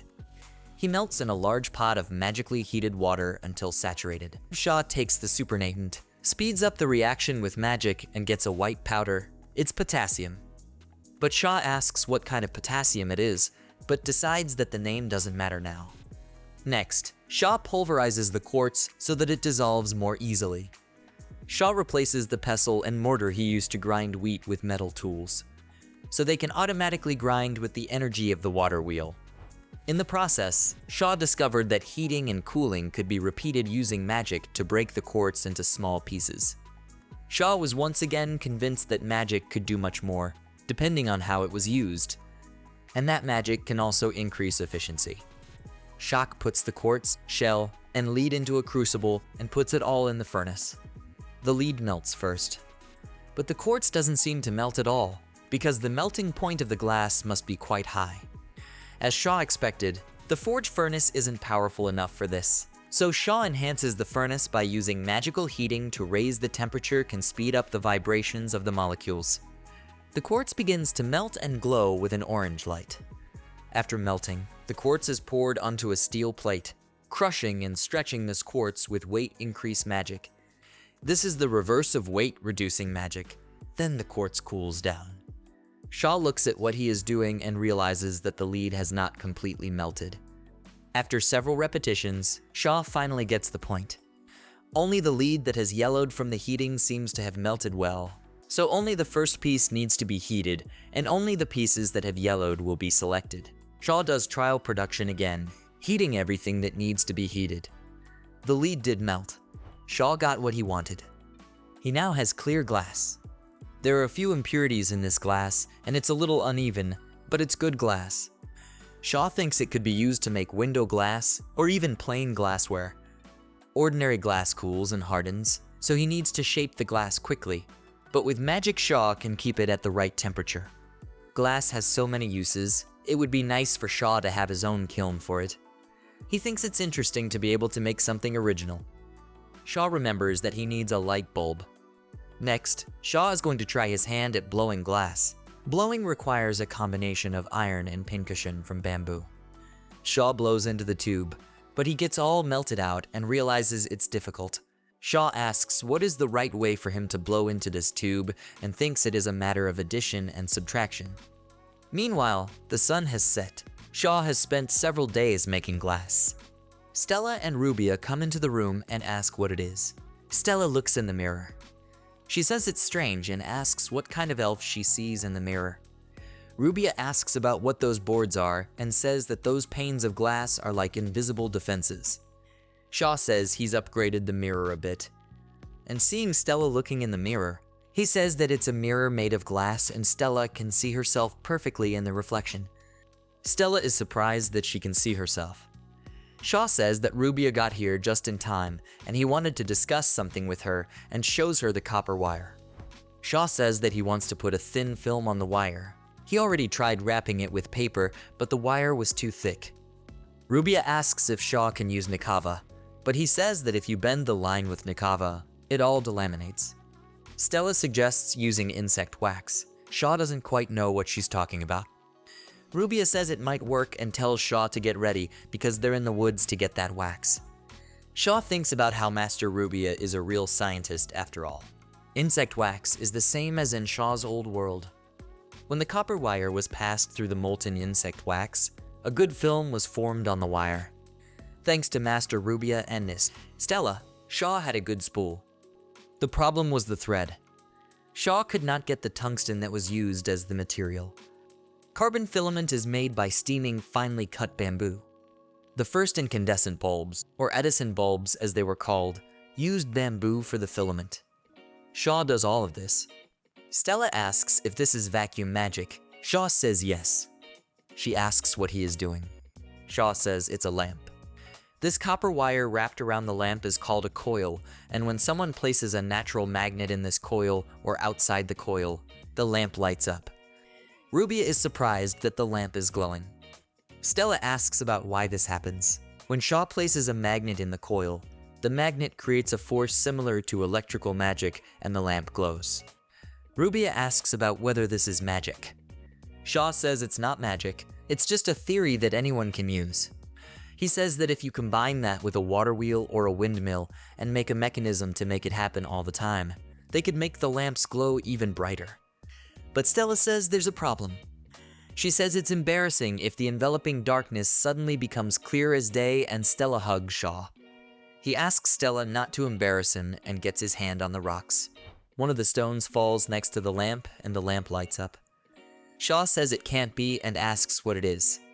When Shaw puts the magic stone near the spiral, the lamp glows, so it turns out that there is electromagnetic induction in the magic stone.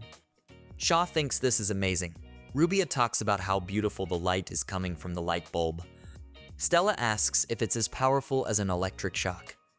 Shaw had heard that magic stones can infuse and release magical power, but he didn't think that a magic stone could generate electricity. A magnet needs to be constantly moved inside a coil, but a magic stone could generate a magnetic field just by being near it. Shaw asks Rubia if the magic stones are spoiled by constant use. She replies that they are not, and she has never heard of such a thing. Shaw realizes that this is completely pollution-free and inexhaustible electrical energy, and if he discovered something like this in his world, he would win a Nobel Prize. Shaw comes to Leela and informs her that he has come up with a new invention. She asks about what he has done this time.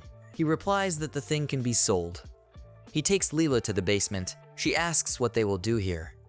He gives her some kind of tube in her hands and tells her that he needs Leela to hold her hands tight enough.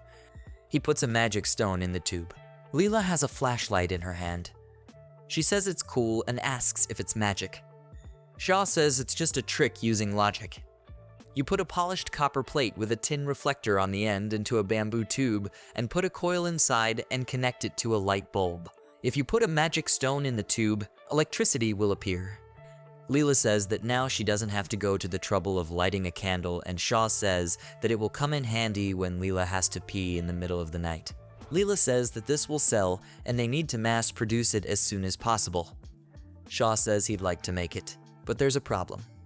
He says he needs to use crystal glass and magic to create a vacuum to make the glowing part, and to make the glass, he needs a lot of fuel.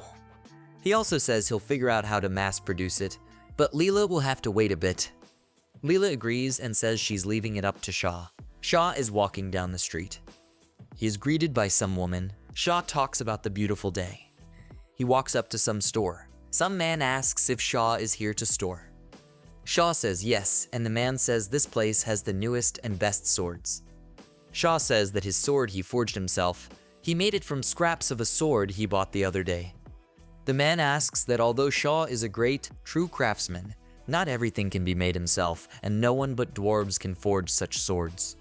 He says he would appreciate it if Shaw would stop by from time to time. Shaw says he will definitely stop by again. He remarks on how nice the weather is. Shaw is walking down the street, but feels that something is wrong. He feels someone's presence and realizes that he is being followed. He fears it is the bandits from last time who have come to take revenge on him. He wonders what to do. Shu realizes he's being followed and assumes it's the guys who attacked Mizuki. But he thinks that they might not be able to catch him off guard, because there is a classic evasion technique. Shu wraps himself behind a building and stands behind that building. Some girl falls in front of him. He sees that it's a child. The girl is crying very loudly. Shaw asks her not to cry. He offers her a sweet candy. The girl says that Maria says you can't take things from strangers. Shaw thinks about how if something like this happened in his world, he would call the police. He asks if the girl doesn't know him and says he's the master scientist from the castle. The girl says that she knows him and that his name is Master Shaw. He realizes that she really knows him. Shaw says that if the girl knows who he is, then he is not a stranger and states that he always gives acquaintances something sweet. The girl is excited and takes the candy.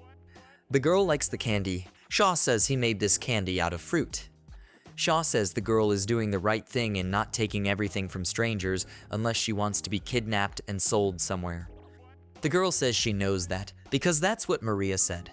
Suddenly, the girl is seen by a crowd of boys.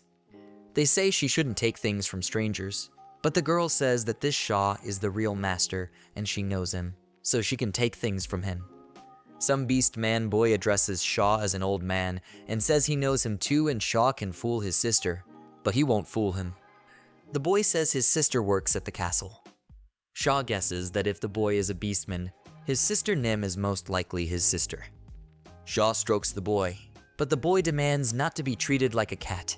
Shaw says what Nim bragged about having cute little brothers, but the boy asks not to call him cute. What he says is that he is a man who will be the head of the family, and when he gets big and makes a lot of money, he will make life easier for his mom and sister.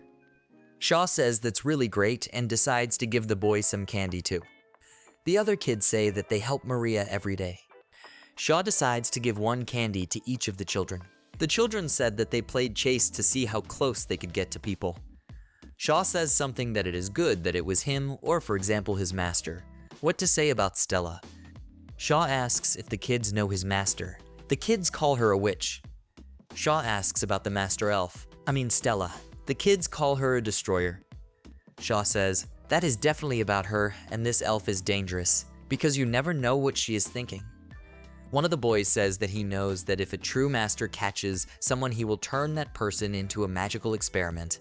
Another girl says that the master can even turn that person into a real monster. Shaw asks if this is serious. Shaw realizes that there is no smoke without fire, and perhaps something like this did happen. Shaw says that if the kids keep playing games like this, their mom and dad will probably be upset. The kids look at each other sadly. They say that they don't have a mom and dad. Shaw hears that there is an orphanage here. In this orphanage lives a woman named Maria and about 20 children. Shaw walks with the children and says that he doesn't like their dangerous games and he will teach them some other games.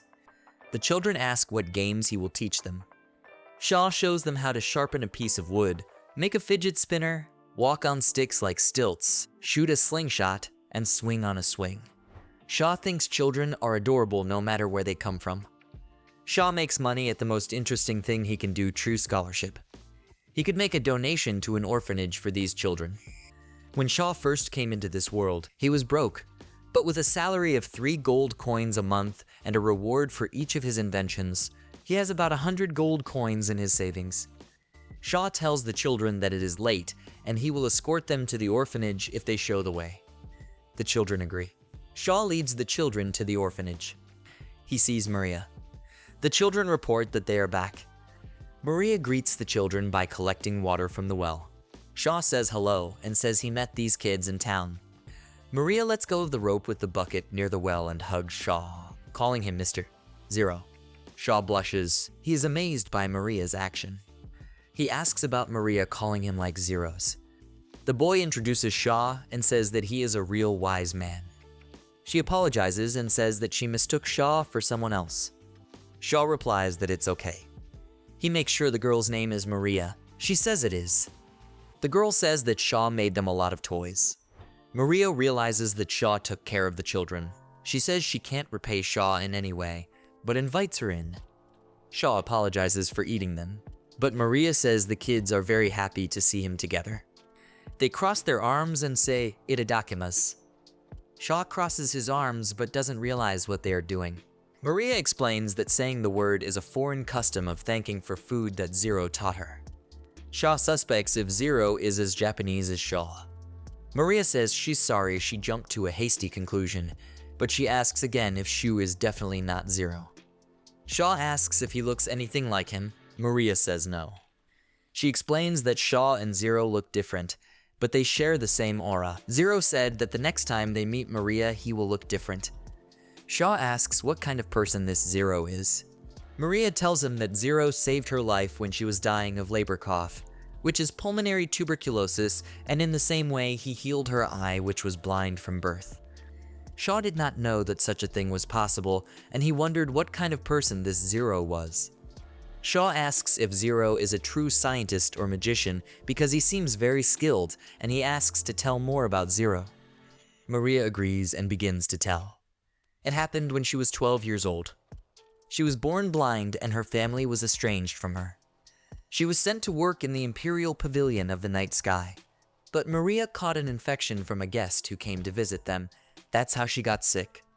She was kicked out of the Night Sky Pavilion and began to wander the streets. She began to realize what she was dying. One day she found herself sitting by a large tree in the dark and decided that this would be the place where she would die. And just as she was about to take her last breath, a man came up to her and asked her if she wanted to live. She thought it was God coming for her and answered as if a bright light had illuminated her. Mary said yes. The next time she woke up, her cough was completely gone and something had happened to her eyes. Shaw says that it looks like God himself came for Mary. Mary agrees, but says that Zero claimed that there is no God in this world. He said that even if they think there is a God, it's just a being whose knowledge and technology is too different to understand it, or a being who is deceiving them. Shaw says he agrees with that statement and asks what happened next. Maria reveals that Zero advised her to live with a master at the orphanage. In living with Master Zero and the other children, Maria had many happy days. But one day Zero told Maria that he was going back to a distant, foreign land, and as she ran after him in tears, Zero told Maria to take care of their connection, and if that connection existed, she would see him again. Shaw asks what is meant by the word bond. Maria reveals that Zero told her that it means a fated connection or soul connection. Shaw thinks that's what he knew. Shaw realizes that this Zero must be Japanese, and it turns out that someone else besides Shaw came into this world. Maria says that believing in the day when she would meet Zero again, she decided to cherish their connection when she met him. She also says that the teacher passed away 2 years ago, and she hopes that she can pass on the teacher's bond to these children. Shaw says that he is not a man named Zero, but Shaw promises to do his best. Shaw places the same bamboo tube on the orphanage well as he did at Rubia's well. The children play with the same bamboo toy that Leela shot with. Shaw shows Maria a flashlight. They taste his food. Maria says that Shaw is very kind. Maria says she doesn't know how to thank Shaw. Shaw hired a carpenter through Rassel to repair the building. The carpenter was surprised when Shaw gave him 80 gold coins for the work, but the safety of the children is more important to Shaw. Some woman in a cloak walks past Shaw. She trips him and Shaw falls right in front of her chest. Shaw fell right on top of the girl, looking at her breasts. Shaw notices that her breasts are even bigger than Rubia's. The elf girl that Shaw fell on calls him a bastard. Shaw tries to deny what he just did and asks her to wait a minute. The elf girl gets angry and asks where Shaw is looking. Shaw notices the silver hair, long ears, and swarthy skin of this elfess. He realizes it's a dark elfess. She calls him a bastard and says he keeps staring at her. Shaw quickly runs away, apologizing. The girl yells and asks where he's tearing off to, but she's in a hurry. The next day, Shaw arrives at the Beastman Cafe and greets Ninny, Nim's mom. She greets him and tells him he is on time. Ninny says that Shaw is looking for someone. Shaw goes to see this person. It is the same dark elf woman. Shaw wants to start talking about yesterday's incident, but the girl bows and says she's sorry. Shaw doesn't understand what's going on. She says that she came here to see the true master known as the demon, but the more she listened to Shu, the more she realized that she had driven him away, and since Shu is often in this place, she decided to wait for him. Shaw apologizes for him staring at her, claiming it's male nature. She says she's used to it. The elven woman says her name is Fei Fei. Fei Fei grabs Shaw by the shoulders and asks that he save her village. Shaw doesn't understand anything and asks what she means. Shaw and Fei Fei ride in a carriage. Shaw hears that the road in the valley leading to Fei Fei's dark elf village has been blocked by huge rock slides to the right and left, isolating the village.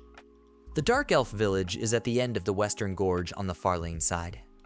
They were lucky enough to ride in a wagon with a merchant heading west. Shaw says he thought the dark elves could use magic. Fei Fei says yes, they can, but there was nothing they could do with a boulder like that. He asks if the boulder is really that big, and maybe he should have asked a mage who can use great magic. But Fei Fei says it would cost too much, and their village is not that rich. She says that true mages are different, and sometimes they work not only for money, but also for an idea. Shaw replies that it happens, and thinks about how weak he is when a beautiful girl asks him for a favor. Shaw says she can call him by his first name, and he can think of something on the spot. They notice something. Shaw asks what it is. The coachman says they are in trouble and are surrounded by demons. Fei Fei realizes that it looks like they've entered Black Wolf territory. Shaw asks what they should do. She offers to distract them. Fei Fei and Shaw get out of the wagon. Fei Fei suggests climbing a tree. Shaw uses the weight savings and climbs up the branch with Fei Fei, but the wolves climb up the tree too. Shaw says there are too many of them.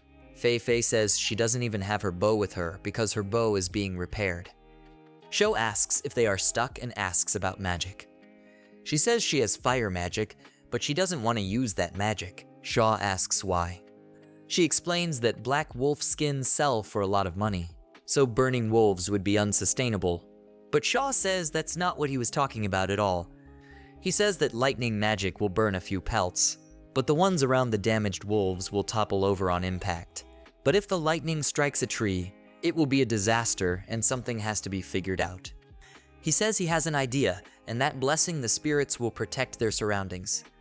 Shaw's lightning magic lowers atmospheric pressure, evaporates water, and creates thunderclouds, meaning there is a simulation of weather.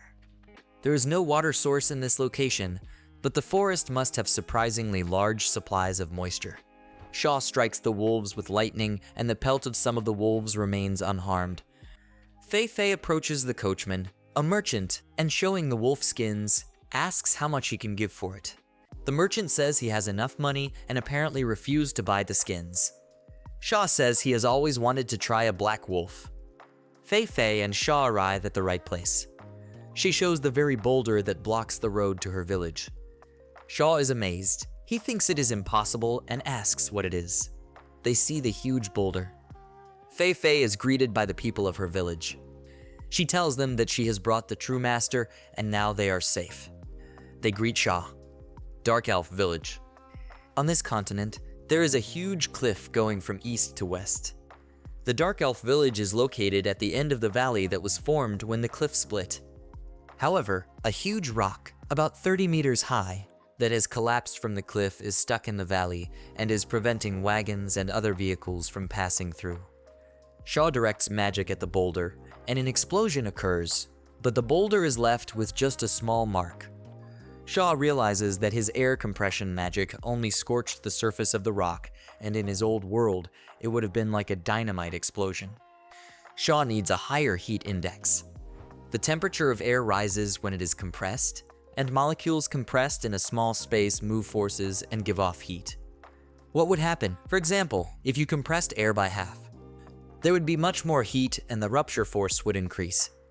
Shaw has tried activating different types of magic at the same time, and it's difficult but not impossible. But this is the first time he tries to activate the same magic twice.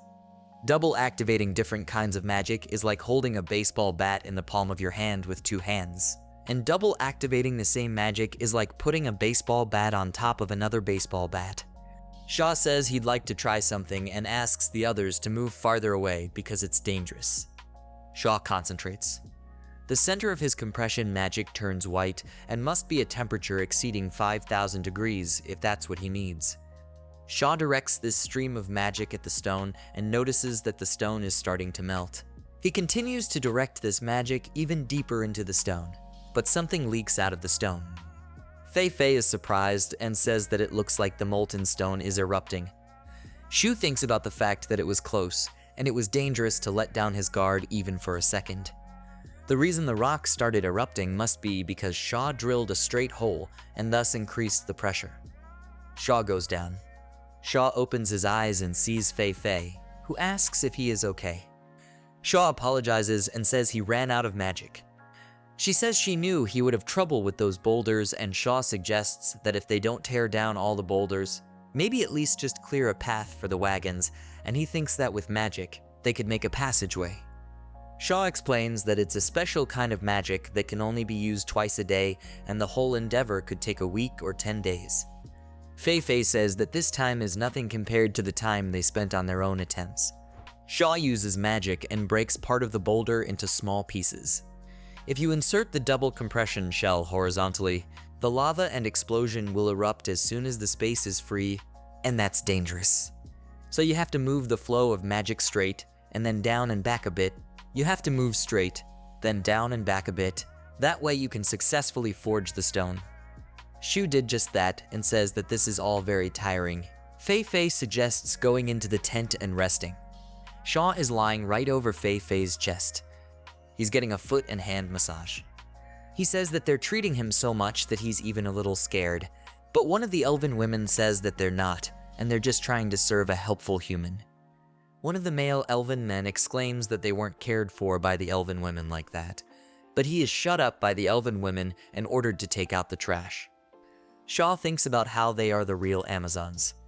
The next 10 days, shooting magic each time, then canoodling with the girls, and finally Shaw opens a tunnel for transportation. Shaw met with an elder of the Dark Elves. The elder says he doesn't even know how to thank Shaw for what he did. Shaw is curious about how many years the elder has lived. Shaw asks elder not to worry about the reward. It's enough for him that he was able to verify the double activation of magic, and he can't even imagine the howls Leela would have raised if he'd been doing it in the castle. Shaw asks about maybe they have some rare mineral that is only found in this part of the world or something of an unusual color. One of the elven women says she has seen black stones. Shaw asks if she means obsidian, but the girl says she doesn't think it's obsidian because that stone was crumbly. Fei Fei says she doesn't understand how such a fragile stone could be useful. Shaw states that he would like to see this stone and asks where this stone is. He is told that it is on the rock wall at the entrance to the valley. Shaw asks for a tour on his way back. Fei Fei calls Shaw a benefactor of their village and says she will guide him. Shu and Fei Fei walk around the rocks. She shows him a layer of black rock, but she says that this rock is so fragile that it is not even good for an arrowhead. Shu taps on the rock and realizes something. Shu drops a piece of stone and reaches out to pick up the piece, but the piece of stone starts to burn. Fei Fei is surprised that this rock is on fire. Shaw realizes that beyond a doubt, this is the coal that exists in this world. This is the sure path to the Industrial Revolution. Fei Fei whether the fact that these stones are burning is magic. Shaw explains that no, the fire was started by magic, but this stone with burning properties. Shaw thinks that the fuel problem is now solved in one fell swoop and a steam engine can even be made. Anyway, Shaw takes the sample to Leela and reports it. They'll get people together to investigate. Shaw tells this to Fei Fei. Shaw says he's sorry they had to walk that far and it's getting dark. He asks if the elves have stopped where they are, since they aren't going to come back at this late hour. Fei Fei replies that they stopped in a field. They always stop here, and so she asks Shaw not to worry. Shu says it's not that. He just doesn't think there's room for him.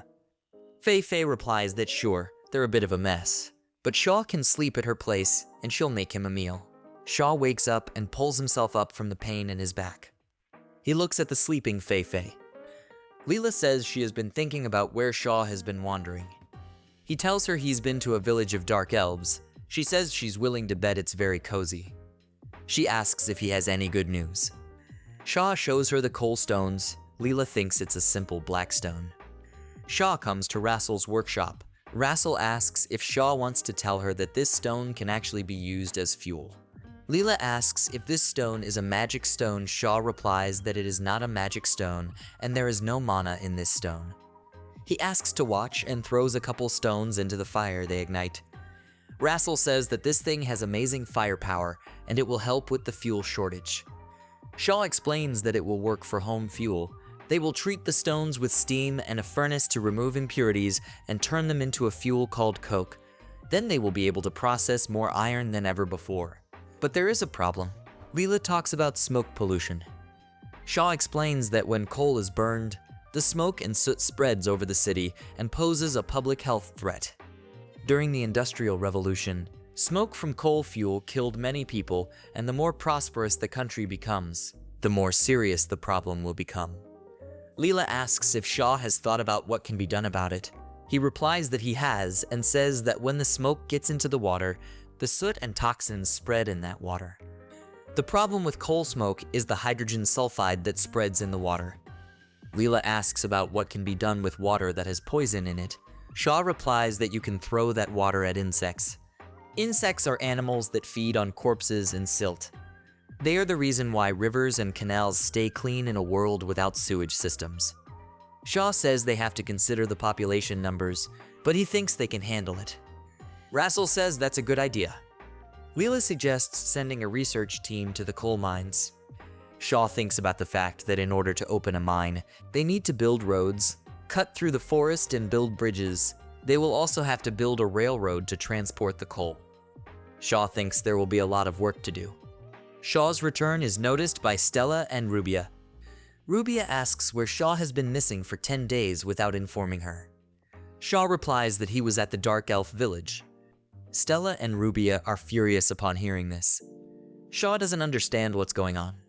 They ask that did Shaw really go to look at the large breasts of the Dark Elven women, since that is all they are known for. Shaw recalls fondling the girls, but says that Stella and Rubia are wrong and he was just helping solve their problems. Rubia wants to ask Shaw if he prefers her boobs or someone else's, but she doesn't even finish the question because Shaw immediately replies that he prefers Rubia's boobs. She gets angry and asks how Shaw came to that conclusion, because that means he had something to compare it to. Fei Fei comes in and asks about where Shaw is. Stella and Fei Fei are surprised to see each other, for one is just an elf and the other is a dark elf. Shaw recalls one of the 36 strategies, and the best way to save himself is to run away. Shaw takes Fei Fei's hand and runs away from Rubia and Stella. Shaw says they've broken away, and it looks like the elves and dark elves aren't getting along after all. Fei Fei says that they, meaning the dark elves, have this legend that the elves and dark elves originally shared common ancestors and lived in an elven world, but they didn't get along and their world was destroyed in a conflict, and they were all brought to this world on the condition that they leave their previous civilization behind. Shaw says it's a very deep story. Shaw runs into some guy. People are running away in panic and yelling something about danger. A man runs up to Shaw and asks Shaw to help because a demon has kidnapped a child. Shaw is surprised. A bird-like creature holds a child in its talons. The child screams for help. People ask to help the child. Fei Fei realizes it is a harpy and asks what a harpy is doing in town. Shaw realizes that his lightning magic and Fei Fei's magic will get the child as well, and so it can't be used. Shaw pulls out a toy he made when he played at the orphanage with the children. If he combines his magic with Fei Fei's magic, it will be enough to kill them. Shaw aims the slingshot. Kinetic energy is proportional to mass, which is proportional to the square of velocity. The heavier the bullet, the more powerful that bullet is, and conversely, if you increase the velocity with magic that reduces weight, the power will increase. And if you turn off the magic just before the bullet hits the target, Shaw is confident that this bullet is capable of blowing a person's head off. Shaw throws the bullet at the monster, but realizes he needs to do it again. The bow is fired by some man who yells for this monster to let go of the child. Shaw thanks him for his help. The monster growls. Fei Fei states that the monster is going to attack and drop masonry on them. The people are asked to get inside the building. The monster begins to attack. Shards of stone fly at Shaw, but Stella stands in front of Shaw and Fei Fei and uses a magical shield to protect them from the attack. Shaw says it's awesome. The shield doesn't block the view, but completely blocks physical attacks. Stella claims the shield can even block dragon fire. Shaw thinks about how it works and whether photons can really go through the shield. So the defense doesn't work against lasers, microwave magic, or heliostat attacks that collect sunlight. That's also how Rubia came in, who says it's troublesome. She tells Shaw that he'll probably get hit and asks him to back off. She's gonna have a blast. But Shaw stops her and says there are children here and she can destroy the whole town. Rubia says some sacrifices will have to be made. Fei Fei is going to do something. Fei Fei jumps on the balcony to the man who shot the monster with the bow and helped Shaw. She takes his arm from him and is about to shoot. It hits right in the fingers the monster is holding the child with. The monster screams and lets go of the child. The boy falls and Shaw runs to catch him using weight reduction. Shaw catches the boy in his arms, bounces him off the roof and falls next to a house with a woman standing next to it. Shaw gives the woman the child and tells her to worry about him and to get inside the house faster. The monster takes off and attacks Shaw again with stone shards. The shards hit Shaw. Stella and Rubia shout his name. Shaw falls down. Shaw is hit by shards of rocks that were attacked by a monster. His name is Fei Fei. Shaw's cell phone is broken from being hit by the rocks. Flashbacks of Shaw making a video take place. He greets his audience and says that he is from the channel King of Inventions. He shows what he has and says that today he will start assembling an alarm clock that works by itself. But he notices that his recording has stopped halfway through. He sits down at his computer to work on the video. He drinks energy drinks and uploads the video. He asks for subscriptions and likes on his videos. Shaw sees that he has 12 views and 3 subscribers. He says that the number of subscribers is growing and there are even comments under the video. He thinks about what he should film next, and he will definitely buy himself a proper camera someday. Someone calls out to Shaw. He opens his eyes abruptly. Standing around him are Stella, Rubia, and Fei Fei. They say he was shot in the chest and Rubia will start treatment right away, but Shaw claims he's fine and there was something in his inside pocket that saved his life. Rubia asks why Shaw is so reckless. He gets up and asks where the harpy is. He is told that the harpy is on alert. Rubia says they've already saved the baby so the harpy can already just blow it up. But Shaw says they can't do that and they want to minimize damage to the city. Rubia asks about what they should do now. Shaw states that he has an idea, but he's not strong enough to put magic on a creature that size, so he needs Rubia. Shaw says he will bring the harpy somewhere and on his signal Rubia can begin. Shaw creates and directs magic at the monster in the form of a ball. Shaw directs another ball and yells for Rubia to begin. She applies weight increase magic. The harpy falls and leaves a dent in the surface beneath her. On top of it, with knife in hand, falls Shaw. Shaw falls and stabs the knife into the harpy's body and casts a weight increase spell. Shaw sticks the knife deeper and deeper into the monster's skin. Shaw stabs the harpy, and it looks like the harpy is dead. Rubia asks if they are done with it. People yell Shaw's name and that he defeated the harpy. Stella says that it's not often you come across such a fresh harpy corpse and it's valuable material. She will order that the corpse be brought to the castle. The boy's parents are happy to see him and embrace him. Leela arrives in a carriage and asks if Shaw is okay. She says she heard a noise and came running and notices that he is covered in wounds and asks if he killed the demon. Shaw replies that he didn't do it alone, and that Rubia, Stella, and Fei Fei, as well as the master of the armory, also helped him, and Shaw says that he is immensely grateful for his help. Leela declares that in honor of this brave act, she will give 2 gold coins to this craftsman, but she just continues to stand there. Shaw asks if Leela wants him to give this master those 2 gold coins. Leela says she doesn't have the cash with her. So she also thanks Fei Fei for helping Shaw and asks her to stop by more. Fei Fei fights with a sword-fighting knight and snatches the sword from the knight and points the sword at him. Leela looks at this and says she thinks her skills are beyond question. Lumenes asks if Leela is sure of this and talks about the Dark Elf people. Leela replies that it is true, and although they knew of the existence of villages in their territory, the Dark Elves are not official citizens of these lands. But she says that they are willing to hire the best and brightest. She has heard that they have done much to protect Shaw and ensure that no harm comes to the city. Leela says that Mizuki just left for the Empire and Fei Fei can take her place as Leela's escort. Fei Fei asks if that means she will be paid and Leela says yes. Shaw says he's happy for Fei Fei and she says that for a dark elf, Serving at the castle is just a dream come true, and she thanks Shaw. Leela, touching her breasts, says she will regret it after a while. Shaw walks into the workshop. He looks at the table on which his broken phone is lying.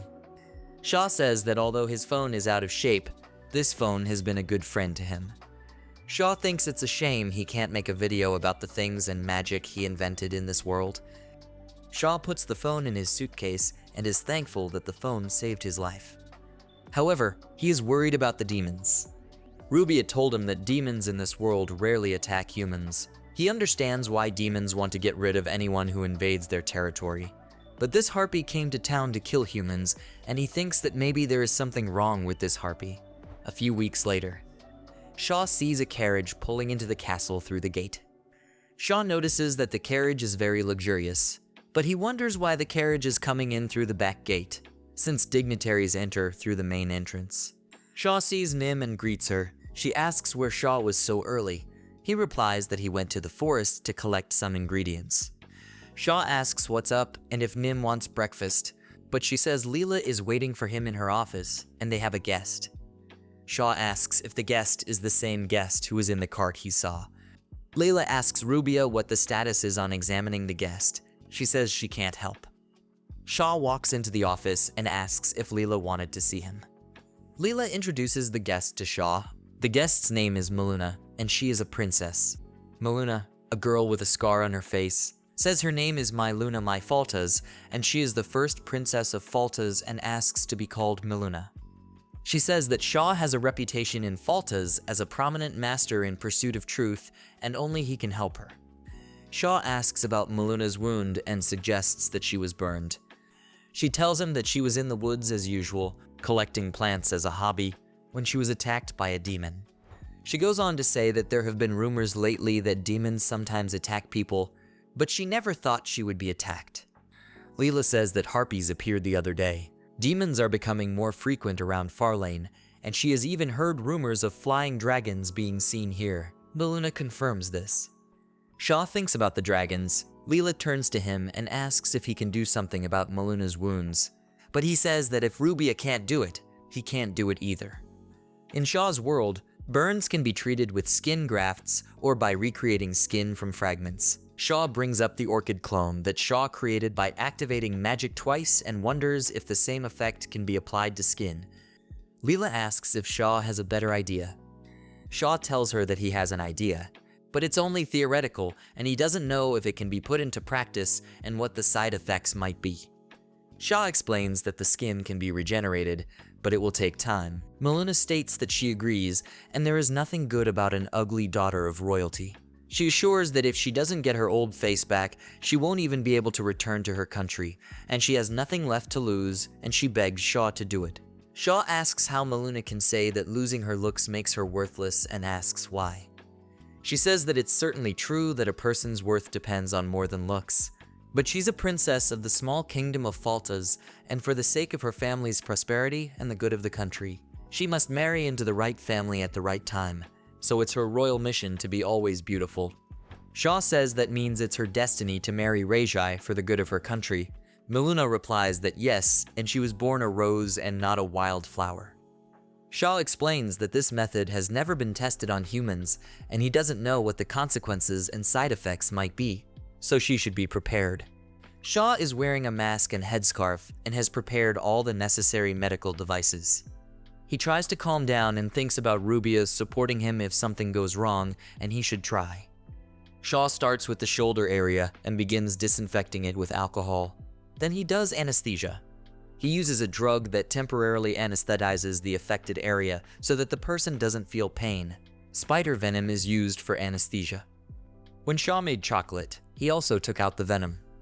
This venom works quite well as a local anesthetic. Shaw says that soon Maluna will be cold and she won't be able to feel anything. She really is getting cold. Rubia asks that did Shaw even think of such a thing. He replies that he can use paralysis magic, and even an ordinary doctor who can't use magic can use it. He presses the tool on her skin and asks if Maluna feels anything. She replies that she doesn't. Shaw makes an incision across the burn. He rolls up the cut dermis while applying the accelerated growth and reaction spell. The reaction acceleration spell stimulates the growth of normal dermis. Simultaneous application of accelerated growth magic stimulates the proliferation of cells involved in growth. The skin cells proliferate many times faster than normal, and new skin slowly grows and covers the wound. In half an hour, Shaw can regenerate about 3 centimeters of area, and with his magic, he can regenerate 5 or 6 centimeters a day. Shaw says that's it for today, and we'll see how things go from here. He gives Miluna a mirror and tells her that the wound is only partially healed, but is healing well. She looks in the mirror and says that she has never seen such a beautiful mirror. But Shaw explains that he wishes she had looked at what he did instead of in the mirror. Miluna apologizes and looks in the mirror and says the restoration is wonderful.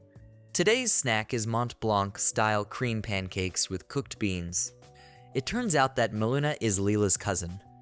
Leela tells us that her late mother and Queen Faltas are sisters. Leela says that she and Miluna only got to see each other once a year, but they often played at the royal villa of Fartas on the lake. Miluna says she misses those days. But Miluna says this place is like another world. Delicious pastries she hasn't seen before, and a bright hall with beautiful crystal-like glass.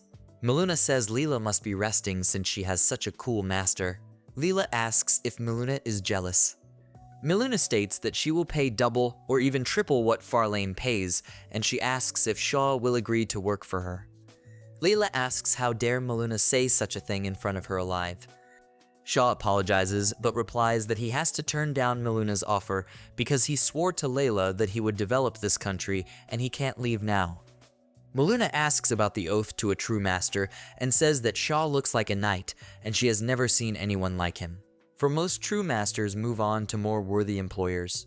Shaw explains that it's not a matter of money. On the other hand, he has money for research, and for now he has enough money for food, and that's what matters.